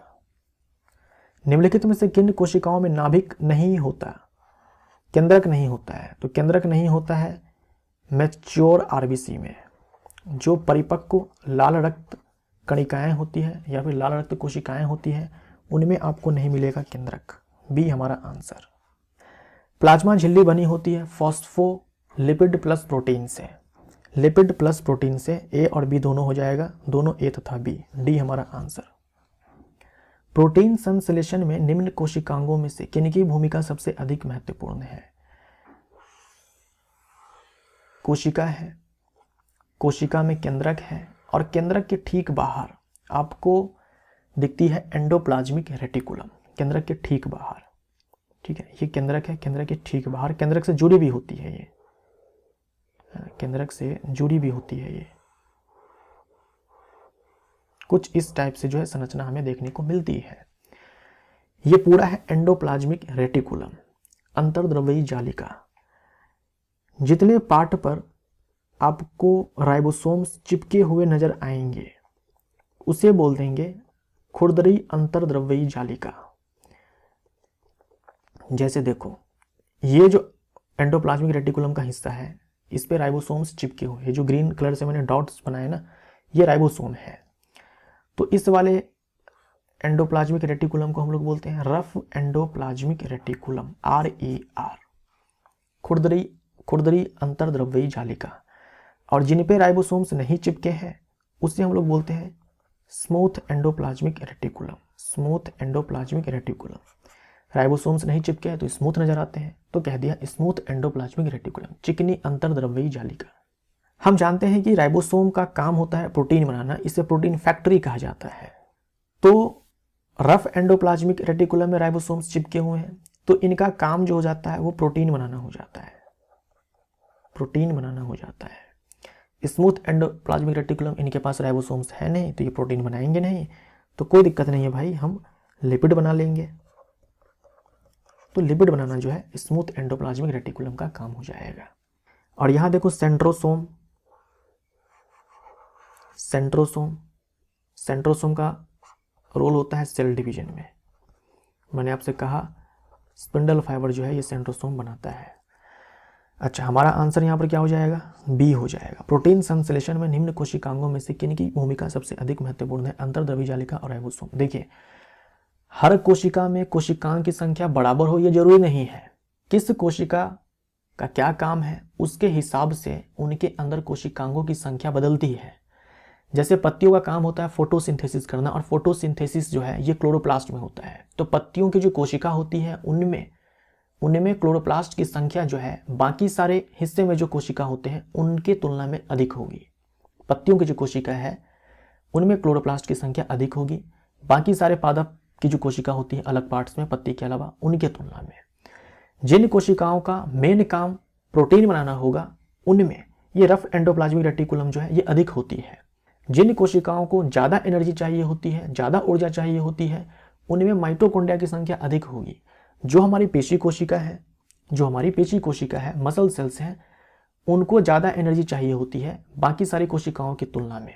तो पेशी कोशिकाओं में माइटोकॉन्ड्रिया की संख्या अधिक होती है। तो कौन सी कोशिकांग संख्या में कितने होंगे ये डिपेंड करता है कि उनका काम क्या है। ऐसा नहीं होता है कि हर कोशिका में कोशिकांगों की संख्या एक समान होती है। काम के आधार पर उनमें कोशिकांगों की संख्या कोशिकांगों की संख्या जो है अलग अलग होती है, बदलती रहती है। नाभिक के अलावा कोशिका के किस कोशिकांग में डीएनए होता है? माइटोकॉन्ड्रिया एंड क्लोरोप्लास्ट, डी हमारा आंसर। जंतु कोशिका में निम्न में से क्या अनुपस्थित होता है? जंतु कोशिका में कोशिका भित्ति नहीं होती है, पादप में कोशिका भित्ति होती है जो कि सेलुलोज से बनी होती है। प्लाज्मोडियम जाति के परजीवी डैश के कारण है। प्लाज्मोडियम जाति के परजीवी डैश के कारण है। ये जो प्लाज्मोडियम है ये है प्रोटोजोआ, है ना, प्रोटोजोआ। प्रोटोजोआ प्रोटोजोआ जो कि मिलेगा आपको प्रोटिस्टा जगत में, और इसी के कारण जो है मलेरिया होता है।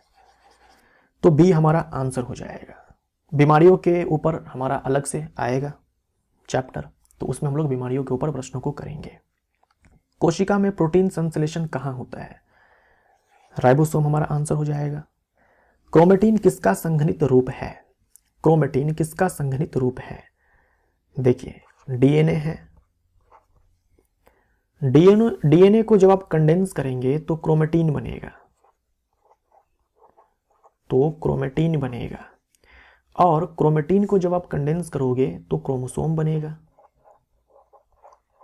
क्रोमोसोम बनेगा। ठीक है, तो डीएनए को जब हमने कंडेंस किया, डीएनए को जब हम लोगों ने कंडेंस किया तो क्रोमेटिन बना। क्रोमेटिन को जब हम लोगों ने कंडेंस किया तो बन गया क्रोमोसोम। ठीक है, लेकिन जब आपसे पूछा जाए क्रोमेटिन या फिर क्रोमोसोम किससे बने होते हैं, तो आंसर होगा DNA, histone protein and non histone protein. तो क्रोमेटिन किसका संघनित रूप है? हमारा आंसर हो जाएगा डीएनए, बी हमारा राइट आंसर। तो अब तक हम लोगों ने 71 प्रश्नों को कर लिया है, 71 प्रश्नों को कर लिया है, जो कि आपके पूछे गए थे अलग अलग एग्जामों में। ये सारे प्रीवियस ईयर के क्वेश्चंस थे। देखो अलग अलग वैरायटी छांटने के बाद भी जो है काफ़ी सारे सवाल ऐसे दिखे जो लगभग एक जैसे थे, अलग अलग वैरायटी को छांटने के बाद भी।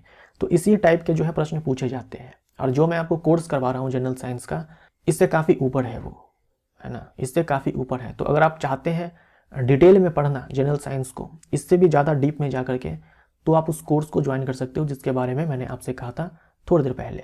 वो आप ऐप पर जा करके ज्वाइन कर सकते हो कोर्स को। अब हम लोग बढ़ते हैं उन सारे प्रश्नों पे जो कि एनसीईआरटी एग्जाम्पलर में है ना, जो कि एनसीईआरटी एग्जाम्पलर में है। तो एनसीईआरटी एग्जाम्पलर के आई थिंक 29 क्वेश्चंस हैं। इन्हें अब हम लोग बनाने जा रहे हैं। ठीक है, निम्नलिखित में से किसे क्रिस्टल रूप में बनाया जा सकता है? क्रिस्टल रूप में, क्रिस्टल रूप कहने का मतलब सॉलिड पार्टिकल के रूप में हम इसको ढाल देंगे, है ना, सॉलिड पार्टिकल के रूप में।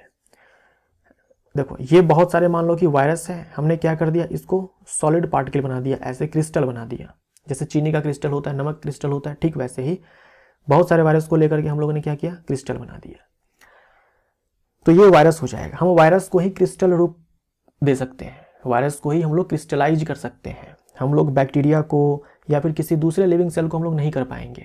अगर हम किसी लिविंग सेल को जो है क्रिस्टलाइज करने जाएंगे तो वो लिविंग सेल जो है डेड हो जाएगी, मर जाएगी। लेकिन वायरस क्या है, क्रिस्टलाइज कर दो, रख दो इसको वर्षों तक जो है इसको क्रिस्टलाइज करके रख दो, वो निर्जीव बन करके पड़ा रहेगा। लेकिन जैसे आप उसको डालेंगे ना लिविंग सेल में, वापस से सजीव हो जाएगा। ये खासियत है वायरस के पास। तो क्रिस्टलाइज हम कर सकते हैं वायरस को, बैक्टीरिया को करेंगे क्रिस्टलाइज, वो मर जाएगा। कोशिका फूल जाएगी यदि, कोशिका फूल जाएगी यदि, जैसे मान लीजिए कि ये कोशिका है, ये कोशिका है, और होता यह है कि कोशिका के बाहर जल की सांद्रता, जल के अणुओं की सांद्रता अधिक है, और कोशिका के भीतर जल के अणुओं की सांद्रता कम है। यहाँ देखो जल के अणुओं की सांद्रता अधिक है, यानी जो जल है वो ज़्यादा है, और तुलनात्मक रूप से कोशिका के भीतर जल कम है। तो कोशिका जो है परासरण विधि, जल जो है परासरण विधि के द्वारा ऑस्मोसिस के जरिए ये कोशिका के भीतर पहुंच जाएगा। उसके बाद क्या होगा, ये कोशिका फूल जाएगी, ये कोशिका फूल जाएगी। तो हम बोलते हैं कि कोशिका जो है टर्जिड हो गई है ना, कोशिका जो है टर्जिड हो गई है। तो कोशिका के बाहर चारों ओर उपस्थित जल के अणुओं की सांद्रता कोशिका के भीतर जल के अणुओं की सांद्रता से अधिक हो, ये हमारा आंसर सही हो जाएगा। बाकी ये सारे आंसर जो है गलत हो जाएंगे। बाहर अधिक होगी जल के अणुओं की सांद्रता, अंदर में कम होगी, तभी जाकर के जो जल है अपने उच्च सांद्रता वाले स्थान से निम्न सांद्रता वाले स्थान की ओर जाएगा इस कोशिका झिल्ली के द्वारा, जो कि अर्धपारगम्य झिल्ली है, और इसी प्रोसेस को हम लोग ऑस्मोसिस कहते हैं। गुणसूत्र बने होते हैं, गुणसूत्र बने होते हैं DNA, histone and non histone. Histone protein है, नॉन हिस्टोन प्रोटीन है, तो डीएनए हमारा आंसर हो जाएगा। नॉन हिस्टोन प्रोटीन मतलब हिस्टोन प्रोटीन के अलावा बाकी सारे जो प्रोटीन है वो भी थोड़े बहुत मात्रा में होते हैं क्रोमोसोम में। इनमें से कौन सा कार्य राइबोसोम का नहीं है? राइबोसोम का कार्य नहीं है। यह प्रोटीन अणुओं के निर्माण में सहायता करता है, ये तो सही है। यह एंजाइमों के निर्माण में सहायता करता है, सही हो जाएगा, क्योंकि जो आपके होते हैं एंजाइम्स, जो आपके होते हैं एंजाइम्स, ये आपके होते हैं प्रोटीन्स, है ना, ये आपके होते हैं प्रोटीन्स। तो हम बोल सकते हैं एंजाइम के निर्माण में सहायता करता है। भाई प्रोटीन की कमी हो जाए, एंजाइम की कमी हो जाएगी। प्रोटीन बनाता कौन है? राइबोसोम बनाता है। तो हम बोल सकते हैं एंजाइम राइबोसोम बनाता है। एंजाइम बनाने में राइबोसोम हेल्प करता है प्रोटीन बना करके। यह हार्मोन के निर्माण में सहायता करता है, गलत हो जाएगा। यह मंड यानी कि स्टार्च अणुओं के निर्माण में सहायता करता है, गलत हो जाएगा। 1 और 2 हमारा आंसर हो जाएगा। ए हमारा राइट आंसर है। कौन सा कार्य राइबोसोम का नहीं है? तो मैंने तो बता दिया कि कौन सा है, नहीं है। सी हमारा आंसर। 3 और 4 नहीं है। इनमें से किसका संबंध अंतर्द्रव्यी जालिका से नहीं है ना? एंडोप्लाज्मिक रेटिकुलम से नहीं है। यह केंद्रक एवं कोशिका द्रव के बीच प्रोटीन के लिए अभिगमन चैनल की तरह कार्य करता है। यह कोशिका द्रव के विभिन्न क्षेत्रों के बीच पदार्थों को पहुंचाता है। यह ऊर्जा उत्पादन का स्थल हो सकती है। यह कोशिका के कुछ जैव रासायनिक क्रियाओं का स्थल हो सकती है। देखो इनमें जो सी है, ये साफ साफ हमें पता चल रहा है कि ये काम तो नहीं है, क्योंकि ये जो काम है ये माइटोकॉन्ड्रिया का है। ये माइटोकॉन्ड्रिया का है, ये माइटोकॉन्ड्रिया का है। तो हमारा आंसर यहां पर सी हो जाएगा। परासरण की कुछ परिभाषाएं नीचे दी गई है, इन्हें सावधानी से पढ़िए और सही परिभाषा चुनिए। सही परिभाषा चुनिए। परासरण क्या होता है? Diffusion of water. परासरण क्या होता है? Diffusion of water. Osmosis, diffusion of water. और इसमें क्या होता है? जो जल के अणु हैं वो अपने उच्च सांद्रता वाले स्थान से, उच्च सांद्रता वाले स्थान से निम्न सांद्रता वाले स्थान की ओर जाते हैं through semi permeable membrane. Semi permeable membrane के द्वारा, अर्धपारगम्य झिल्ली के द्वारा।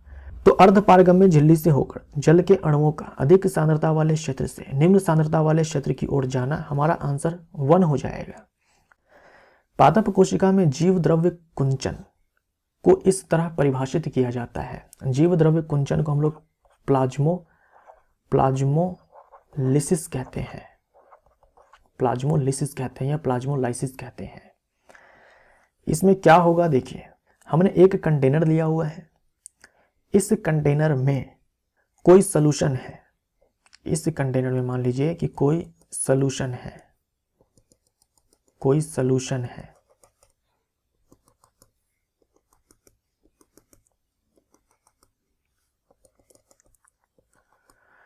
और हमने डाल दिया है इसमें एक कोशिका को, हमने इसमें एक कोशिका को डाल दिया और इस कोशिका के पास अपना कोशिका द्रव्य है। अगर ये सॉल्यूशन, अगर ये विलयन हाइपरटोनिक हो जाए, देखो प्लाज्मोलिसिस के बारे में कहा है कि ऐसा प्लाज्मोलिसिस में क्या होता है परिभाषित करना है। पादप कोशिका में जीव द्रव्य कुंचन को इस तरह परिभाषित किया जाता है। तो अगर ये जो सॉल्यूशन है, जो विलयन है, विलयन बोले तो विलायक है, उसमें विलय पदार्थ डाला हुआ है, घोल है, अगर ये हाइपरटोनिक हो जाए, हाइपरटोनिक सॉल्यूशन हो जाए। अब देखो हाइपरटोनिक, हाइपोटोनिक ये सब क्या है? हम किसी न किसी दूसरे विलयन से जो है तुलना करके बताते हैं। अगर हम इसको हाइपरटोनिक सॉल्यूशन बोल रहे हैं तो इस कोशिका द्रव्य के रिस्पेक्ट में हम लोग बात कर रहे हैं, ठीक है। कि ये अगर हाइपरटोनिक सॉल्यूशन है, मतलब ये हुआ कि इसमें सॉल्यूट ज़्यादा है, सॉल्यूट ज़्यादा है, सॉल्यूट का कंसंट्रेशन जो है ज़्यादा है।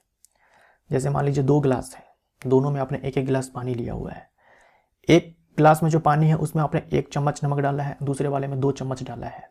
तो अगर हम तुलना करें तो जिसमें आपने 2 चम्मच नमक डाला है वो सॉल्यूशन हाइपरटोनिक है, जिसमें आपने 1 चम्मच नमक डाला है उसके तुलना में। यही चीज़ यहाँ पर आपको मैं कह रहा हूँ कि ये जो सॉल्यूशन है ये हाइपरटोनिक है, मतलब इसमें सॉल्यूट ज़्यादा है, वाटर जो है कम है, सॉल्यूट ज़्यादा है ना, सॉल्यूट ज़्यादा है, वाटर कम है। इसका मतलब ये नहीं है कि 1 गिलास पानी में आपने 1.5 गिलास नमक डाला है, नहीं, तुलनात्मक रूप से आपको बताना है। जो पहला गिलास है उसके तुलना में हाइपरटोनिक है, उसमें सॉल्यूट ज़्यादा है, उसमें 1 ही चम्मच था, इस वाले में 2 चम्मच है। और ये जो कोशिका है इसके भीतर सॉल्यूट कम है, इसके भीतर क्या है कि सॉल्यूट कम है और सॉल्वेंट ज़्यादा है। सॉल्वेंट हमारा यहाँ पर वाटर है, तो वाटर जो है यहाँ पर ज़्यादा है। अब देखो क्या होगा कि इसके बाहर में वाटर जो है कम है और अंदर में वाटर ज़्यादा है। तो ऐसे केस में क्या होगा कि जो वाटर है ये कोशिका से बाहर निकल जाएगा ऑस्मोसिस के जरिए, और फिर क्या होगा, पानी निकलने के बाद ये जो कोशिका है ये ऐसे सिकुड़ जाएगी, ये कोशिका ऐसे सिकुड़ जाएगी। अब देखो प्लांट सेल में कोशिका भित्ति भी होती है, तो चलो मैं कोशिका भित्ति भी बना देता हूँ यहाँ पे। ये बाहर में कोशिका भित्ति है, कोशिका भित्ति थोड़ी ना सिकुड़ेगी, ये तो रिजिड होती है ना। अब बस इतना ही पार्ट में साइटोप्लाज्म है। अब ये रहा साइटोप्लाज्म, पहले इतना साइटोप्लाज्म था, अब ये है। इसी को प्लाज्मोलिसिस कहते हैं, है ना। ये पूरा पार्ट खाली है, ये पूरा पार्ट जो है खाली है। पहले देखो कोशिका झिल्ली कोशिका भित्ति के बीच में गैप कम था, अब ज़्यादा है, क्योंकि कोशिका द्रव्य जो है संकुचित हो गई है। इसी को जीव द्रव्य कुंचन कहते हैं, इसी को जीव द्रव्य कुंचन कहते हैं। तो ये तब होगा जब हम कोशिका को डालेंगे किसमें, जब हम डालेंगे किसमें, हाइपरटोनिक सोल्यूशन में। अगर आप यहाँ पर देखो ऑप्शन ए और बी, तो ऑप्शन ए में कहा है अल्प पराशरी माध्यम में प्रद्रव्य झिल्ली का टूटना, यानी कोशिका झिल्ली का टूटना, अल्प पराशरी माध्यम में कोशिका द्रव्य का सिकुड़ना। तो ये ऑप्शन हमारा सही हो जाएगा, लेकिन यहाँ पर अल्प पराशरी लिखा हुआ है, केंद्रक द्रव्य का सिकुड़ना, इनमें से कोई नहीं। यहाँ पर कोई भी ऑप्शन सही नहीं है। यहाँ पर अगर आप एनसीईआरटी एग्जाम्पलर देखेंगे तो ऑप्शन आई थिंक बी दिया हुआ है, लेकिन ये बी तब होगा जब यहाँ पर अति पराशरी होगा। हाइपरटोनिक का मतलब होता है अति पराशरी। तो ये ऑप्शन हमारा सही हो जाएगा, लेकिन यहाँ पर अल्प पराशरी के स्थान पर हमें अति पराशरी करना पड़ेगा। अति परासारी, है ना, अति परासारी होगा यहाँ पर, यहाँ भी सारी होगा। अल्प परासारी का मतलब होता है हाइपोटोनिक, जबकि ये सिचुएशन बनेगा प्लाज्मोलाइसिस का हाइपरटोनिक सॉल्यूशन के केस में। निम्नलिखित में से किसके चारों ओर एकल झिल्ली का आवरण होता है, एकल झिल्ली का आवरण होता है, एक ही मेम्ब्रेन होता है। माइटोकॉन्ड्रिया में 2 होता है, ये आंसर नहीं होगा। राजधानी में 1 होता है, ये आंसर हो जाएगा। लाइसोसोम में 1 होता है, ये आंसर हो जाएगा। लवक में 2 होता है, ये आंसर हो जाएगा। तो करेक्ट आंसर हमारा बी भी है और सी भी है। जो करेक्ट आंसर है वो हमारा बी भी है और सी भी है, ठीक है। राजधानी की जो झिल्ली होती है उसे हम लोग टोनोप्लास्ट कहते हैं। राजधानी की जो झिल्ली होती है उसे हम लोग टोनोप्लास्ट कहते हैं। राजधानी की जो झिल्ली होती है उसे हम लोग टोनोप्लास्ट कहते हैं। मान लीजिए कि राजधानी है ना, ये पादप कोशिका के अंदर ये राजधानी है, ये राजधानी है, तो इसके झिल्ली को हम लोग क्या कहेंगे, टोनोप्लास्ट कहेंगे, टोनोप्लास्ट कहेंगे। ये वैक्यूल है ना, ये क्या है, वैक्यूल है, राजधानी है। गलत वाक्य को ढूंढिए। गोल्जी उपकरण लाइसोसोम के बनने में शामिल होता है, सही है। जो लाइसोसोम के पास एंजाइम है उसको बनाने का काम आरईआर करती है, लेकिन पैक करने का काम गोल्जी का ही करता है। केंद्रक माइटोकॉन्ड्रिया एवं लवक में डीएनए होता है, इसलिए ये अपने संरचनात्मक प्रोटीन बनाने में समर्थ है, बिल्कुल सही है। केंद्रक के अलावा माइटोकॉन्ड्रिया और लवक में डीएनए होता है। माइटोकॉन्ड्रिया को कोशिका का पावर हाउस कहा जाता है क्योंकि इनमें एटीपी का उत्पादन होता है, ये भी सही है। कोशिका द्रव्य को प्रद्रव्य भी कहा जाता है, गलत हो जाएगा। यानी साइटोप्लाज्म को हम लोग प्रोटोप्लाज्म भी कहते हैं, ये गलत हो जाएगा। जो साइटोप्लाज्म है ये प्रोटोप्लाज्म का एक पार्ट है, एक हिस्सा है। सही वाक्य को ढूंढिए। लाइसोसोम से भरे हुए एंजाइम रुक्ष अंतर्द्रव्यी जालिका यानी कि रफ एंडोप्लाज्मिक रेटिकुलम से बने होते हैं, ये सही है। लाइसोसोम का जो एंजाइम होता है उसको बनाने का काम जो है आरईआर करती है, पैक करने का काम गोल्जी का करता है। रुक्ष अंतर्द्रव्यी जालिका एवं चिकनी अंतर्द्रव्यी जालिका क्रमशः लिपिड एवं प्रोटीन बनाती है। देखो आरईआर का काम होता है प्रोटीन बनाना, जबकि इसमें कहा गया है कि इसका काम है लिपिड बनाना, तो ये गलत हो जाएगा। ठीक उल्टा काम यहाँ पर दे रखा है। अंतर्द्रव्यी जालिका का कोशिका झिल्ली के नष्ट होने से संबंध है, गलत हो जाएगा। यूकैरियोटिक केंद्रक के केंद्रक द्रव्य में केंद्रकाभ होता है। यूकैरियोटिक केंद्रक के केंद्रक द्रव्य में केंद्रकाभ होता है, गलत हो जाएगा। केंद्रकाभ का मतलब न्यूक्लियोइड, और ये मैं आपको बहुत पहले ही बता चुका हूं इसी वीडियो में कि जो न्यूक्लियोइड है ये मिलेगा आपको प्रोकैरियोट में। प्रोकैरियोटिक सेल जो होते हैं उनमें ट्रू न्यूक्लियस नहीं होता है, उनमें न्यूक्लियोइड होता है, केंद्रकाभ होता है। कौन सा कोशिका अंगक कोशिका के अंदर विषैले पदार्थ एवं औषधि को आविष्य रहित करने में मुख्य भूमिका निभाता है? यह है आपका चिकनी अंतर्द्रव्यी जालिका।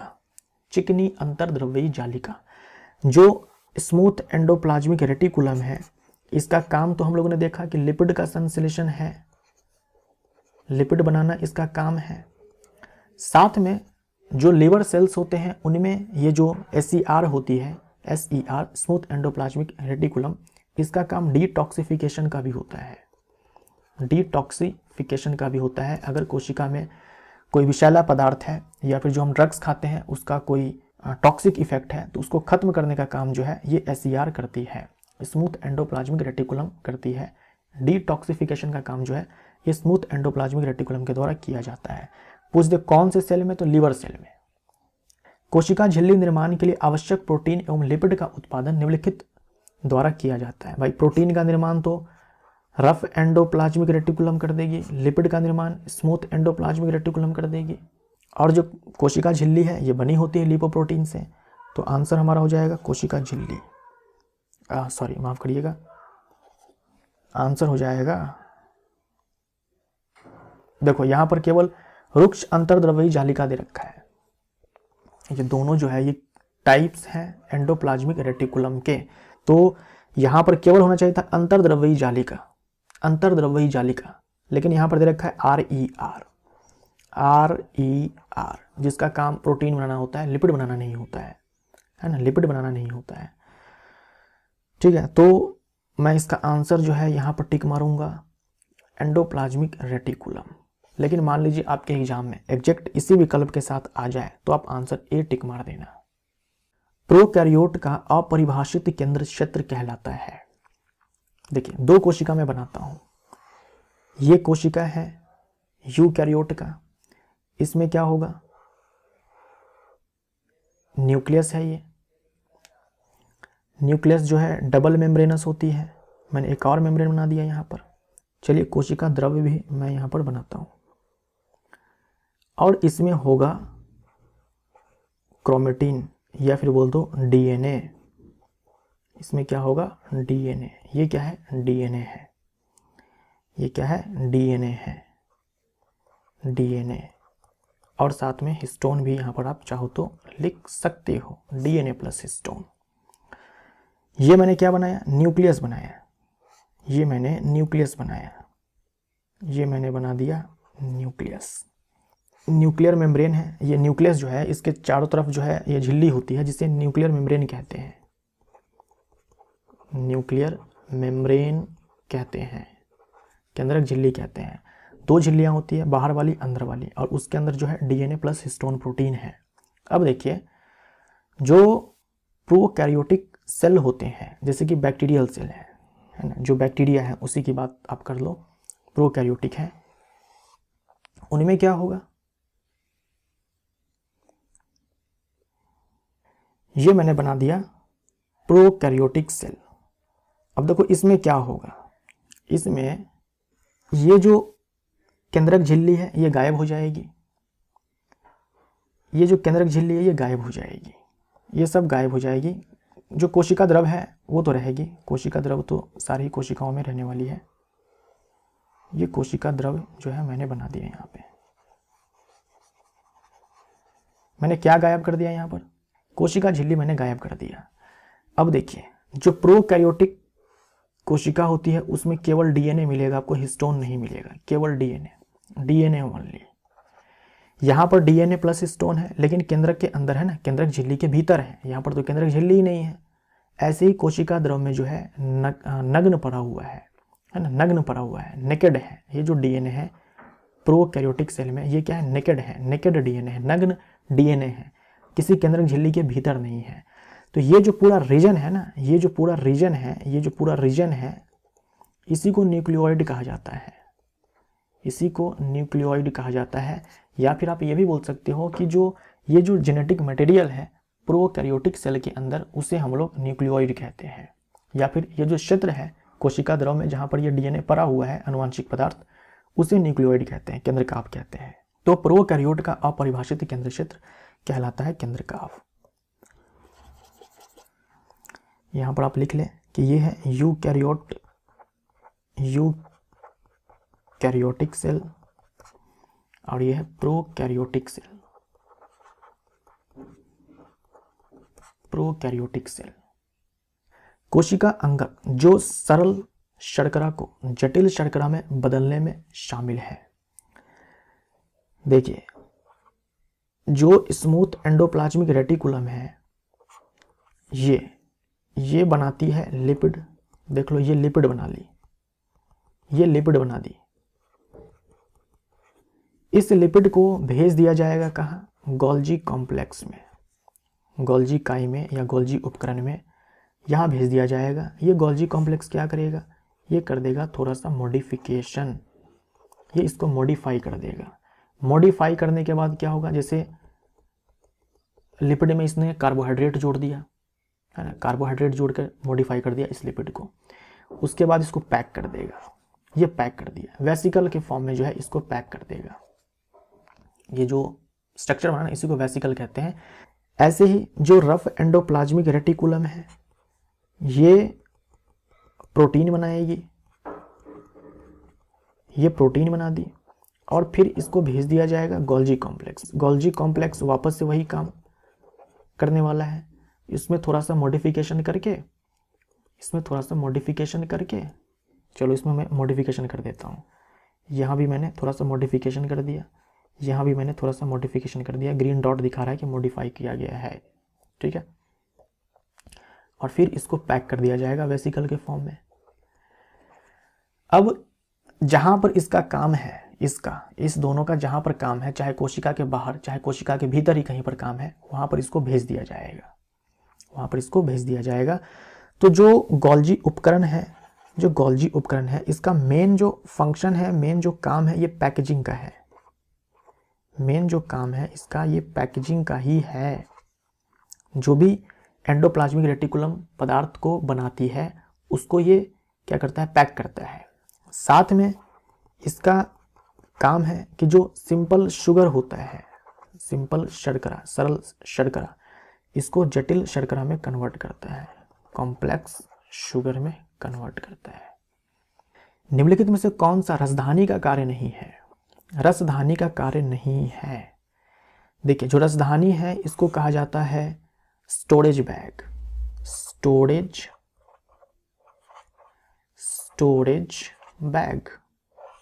ये जो रसधानी है ये क्या है? स्टोरेज बैग है। अब स्टोरेज बैग है, स्टोर करने वाला बैग है भाई, तो क्या स्टोर करता है?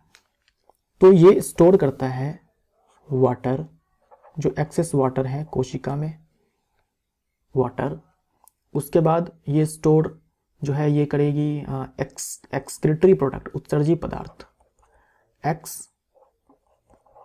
Excretory product. और क्या? सैप जो है ये स्टोर करती है। उसके अलावा क्या कर सकती है? जो भी अदर अनवांटेड मटेरियल है ना, अनवांटेड मटेरियल है उसको स्टोर करती है। कुछ यूजफुल मटेरियल्स भी स्टोर करती है, कुछ उपयोगी पदार्थ भी ये स्टोर कर सकती है, यूजफुल मटेरियल्स भी स्टोर कर सकती है। इसके अलावा पादप कोशिका के अंदर मैंने आपसे कहा कि सबसे बड़ा जो कोशिकांग है वो यही है, कौन? रसधानी जो है 90% वॉल्यूम, जो टोटल वॉल्यूम है कोशिका के पास, उसका 90% वॉल्यूम ये अकेले ही ले लेती है रसधानी। तो मान लीजिए कि कोशिका, ये जो रसधानी है ये पूरी भरी हुई है अंदर से। अगर भरी हुई है तो क्या जो कोशिका है ये फूल नहीं जाएगी, है ना, ये फूल नहीं जाएगी। अगर ये रसधानी जो है ये भर करके पूरा फैल जाए कोशिका द्रव्य में, 90% तक जो है एरिया वॉल्यूम जो है ऑक्यूपाई कर ले, तो बोल सकते हैं कि ये फूल जाएगी कोशिका। तो ये जो रसधानी है ये क्या करती है? ये स्फीति प्रदान करती है, टर्जिडिटी प्रोवाइड करती है, एंड रिजिडिटी जो है, दृढ़ता जो है प्रदान करती है।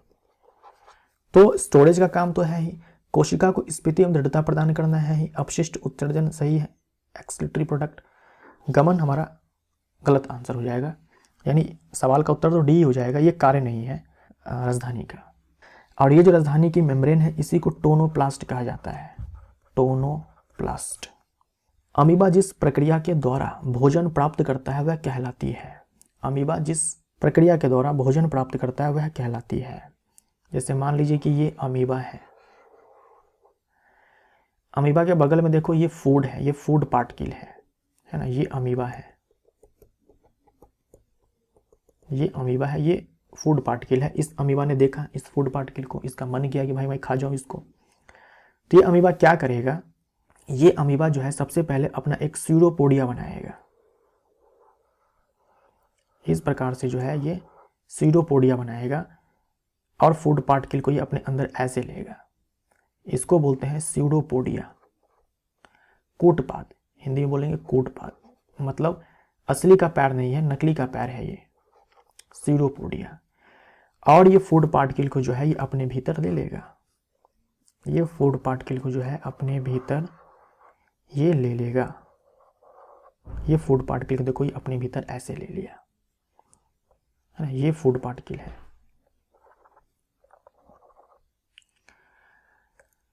ये जो बना ना यहां पर, इसको बोलते हैं फूड वैक्यूल, फूड वैक्यूल। और ये जो कोशिका के अंदर जो चीजों को लिया जाता है इसको कहा जाता है एंडोसाइटोसिस, एंडोसाइटोसिस, एंडोसाइटोसिस। तो हम बोल सकते हैं कि फूड पार्टिकल का एंडोसाइटोसिस हुआ है, कोशिका के भीतर जो है ले लिया गया है, कोशिका के भीतर जो है ले लिया गया है। अब क्या होगा, इस फूड पार्टिकल को ये तोड़ देगा। फूड पार्टिकल को तोड़ने के बाद जो भी ये पचा सकता है ये पचा लेगा, है ना, वो पचा लेगा। और जो भी नहीं पचेगा उसको ये बाहर निकाल देगा, उसको ये बाहर निकाल देगा। तो बाहर कैसे निकालेगा, एक्जोसाइटोसिस के जरिए, एक्जोसाइटोसिस के जरिए, एक्जोसाइटोसिस के जरिए। इससे क्या करेगा, रिमूव करेगा, रिमूवल में काम आएगा। और ये अंदर लेने में, है ना।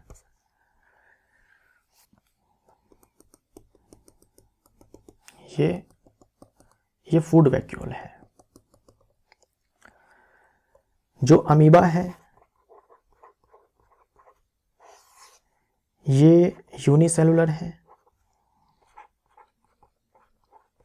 एक कोशिकीय है, यूकैरियोट है,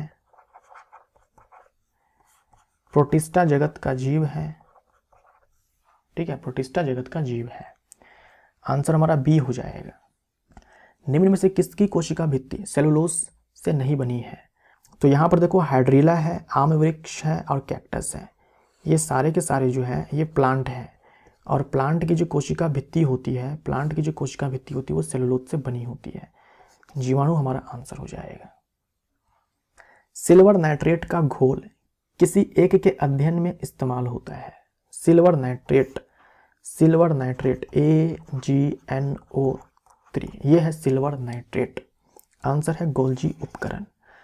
देखिए गोल्जी उपकरण की खोज,